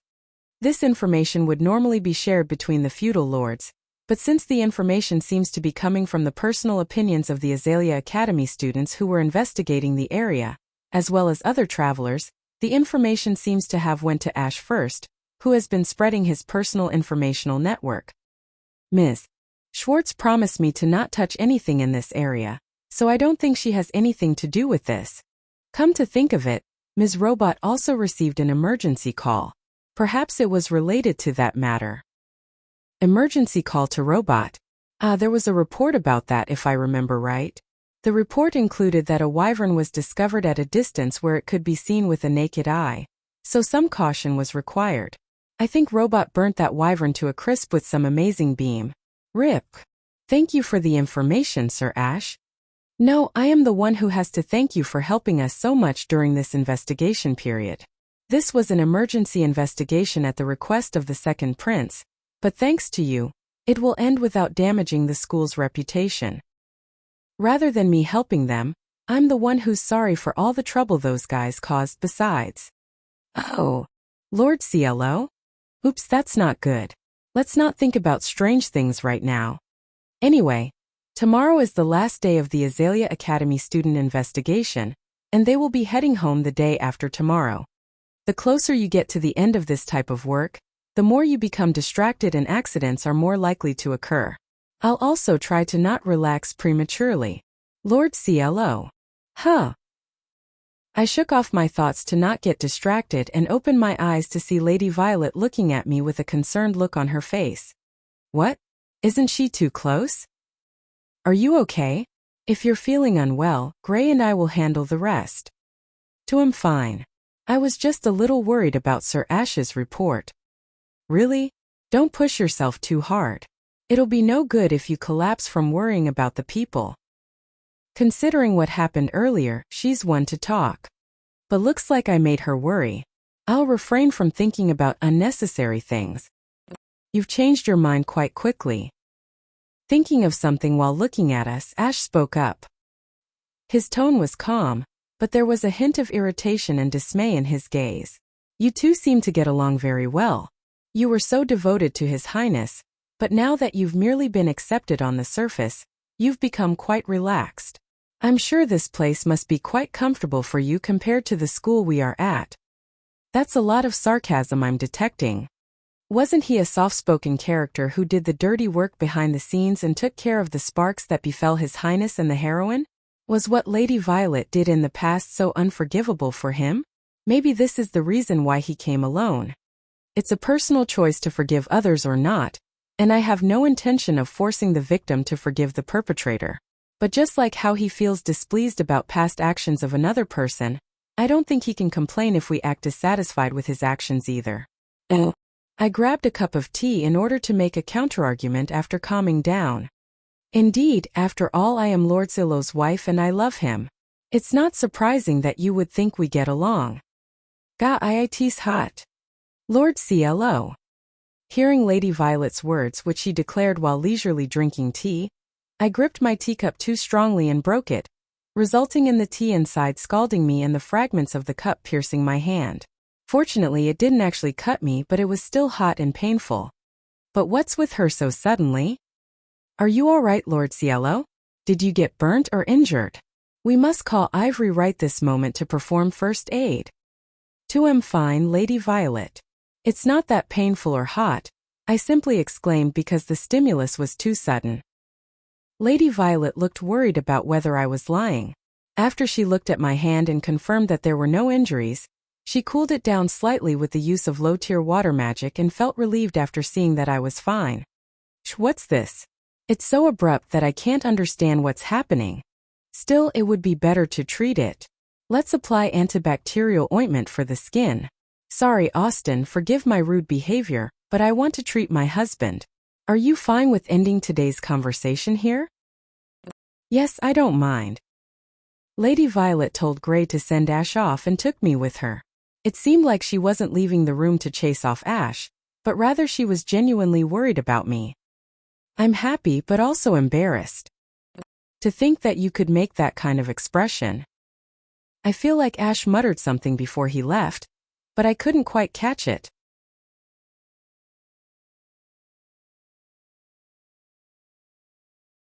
Chapter 46, a feeling similar to so-called hate of the same kind. Final day of the Azalea Academy investigation. Even though it's the last day of the investigation, the area of Shiki isn't big enough for the scope of the investigation to be wide, so the students are essentially free to roam around. Basically, they just have to coordinate dates with groups that are investigating other locations. Ash, who ended up being in charge of monitoring, since there are no teachers to accompany the investigation groups. You are free to be diligent, but please remember that it's not good if you don't take breaks. declared so, tacitly condoning free action. However, he would still criticize people who went too far. He seems to have shared the information about the rare sighting so others would keep it in mind, but since there are parts of the information that are ambiguous, other students seem to have really just kept it in the corner of their minds. Anyway, each student was spending their time freely. Some students went to the nun Cyan to learn martial arts. Some students went to the lustful demon Marquis Kaki to learn how to woo women. Some students had passionate talks with the blacksmith Bly about shotas. Some students learned how to grow mushrooms from the black mage, Orchid. I feel like there's something wrong with the teachers and what they teach, but that has to be my imagination. Huh, isn't this poisonous? It's poisonous when it's raw or heated up, but if you soak it in lime with this combination, the poisonous reaction will disappear. Oh, but be careful. It'll still be poisonous for elves. For half-elves too.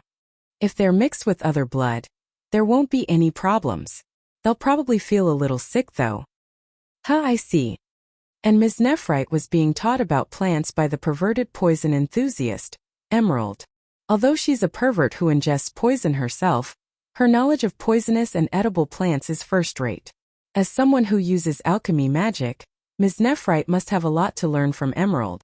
By the way, if you boil it and soak it into cold water before eating it, your body will turn numb in just the right way and you'll be able to vomit. That sensation is really something you should experience at least once in your life. Do you want to eat it? Yeah, I'd rather not. I see. It's a delicacy though. You're sure interested in it. Are they okay? It might be a good idea to have emetic medicine on hand in case of an emergency. I should also contact Ivory or Ash just in case. In addition, there's a reason why Ms. Nephrite isn't going to meet Lady Violet even though she has free time. She and Lady Violet are scheduled to meet today or tomorrow, which I helped relay to her. Lady Violet is currently busy with reports from the Valentine family. Even so, when I told her that a student from Azalea Academy, who was also involved in the duel, wanting to meet her, she said that she'd meet them after a little hesitation. To be honest, I'm worried. But if that's what she wants to do, I'll simply give her all my support. And there's also something I'm concerned about. It's about Ms. Nephrite's behavior. As far as I remember, there was no place called Shiki in the Ring of Fire.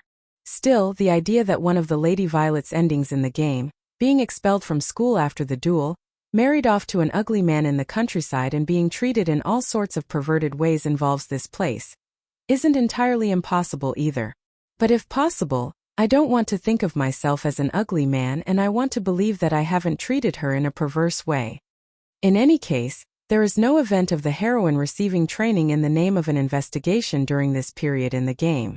There's an event where she leaves the academy for investigation, but I don't think Shiki was involved in that. If characters with such strong personalities had appeared before, I'd remember them whether I wanted it or not.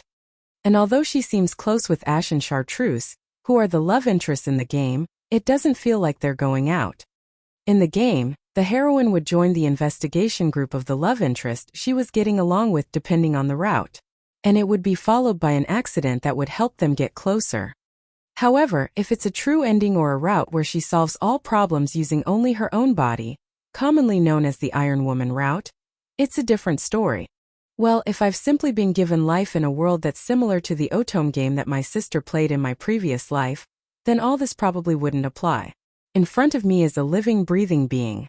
It's not like she's a puppet that's moving due to a plot convenience or a compulsion. Even if I do have a certain amount of information, there is no guarantee that it would be true. Maybe I'm being too self-conscious, but there could be a so-called butterfly effect caused by my existence. And because of it, I don't know what might have changed. My task is to think about the information in front of me. First of all, when it comes to treatment, you must consider location, race, and age. There are some effective medicines, but there is no panacea. Just as honey is poisonous to young children, both magic and medicine can bring more harm if they're used a little wrong. Yes, I understand, however. This medicine book contains a tremendous amount of information. If you don't mind, I will report it to the kingdom. My book is banned in the kingdom because of some idiots. It would be a waste of time, even if it comes from somebody from a marquis family like you. Is that so?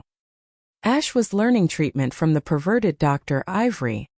As somebody who serves the royal family and supports all races, he probably wants to gain all kinds of knowledge. Without a desire to improve himself, he wouldn't be able to serve as His Highness' attendant and his future confidant.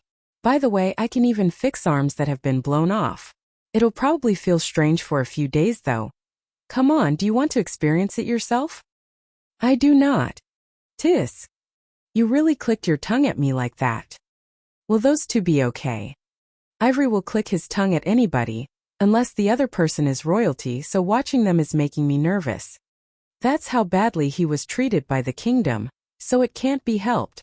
But his desire to save a lot of people and his loyalty towards the royal family is genuine, so it's troubling.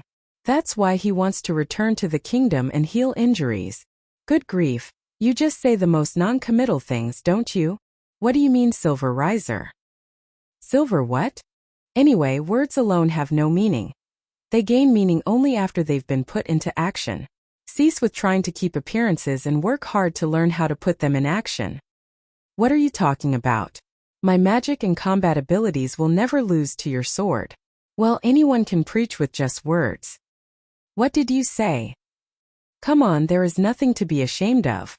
Riser, you probably can't put any significance in your strength, and that's why you can only speak words for keeping up appearances. Wow, now you've said it. And why are Apricot and Chartreuse starting a fight? I'd already thought that their personalities were incompatible, but now they're in an explosive state.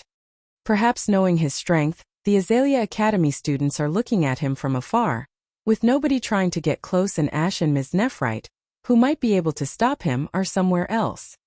As for Apricot, she's difficult to handle and her talent in magic is real, so rather than the residents watching her from a distance, they're more watching over her with the mindset of watching their granddaughter and thinking Kadi is so energetic today too. Afufu. Please just stop her.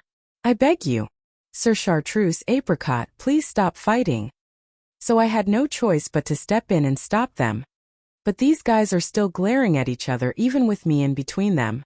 If I had found them a little later, I might have gotten dragged into a fight. Don't stop me, Baron. My sword isn't meant to hurt women and children. But I'm not so patient to sheath my blade after being mocked. Yeah, I know that.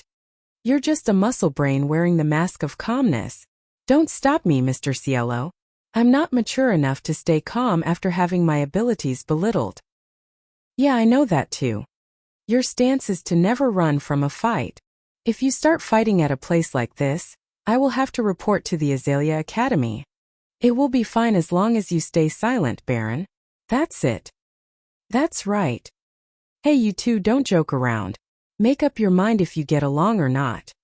If a noble from a Viscount family, who's also the son of the Knight Commander, gets in a fight with a citizen and is hurt, it'll decide that it was the fault of the Lord's complete lack of supervision.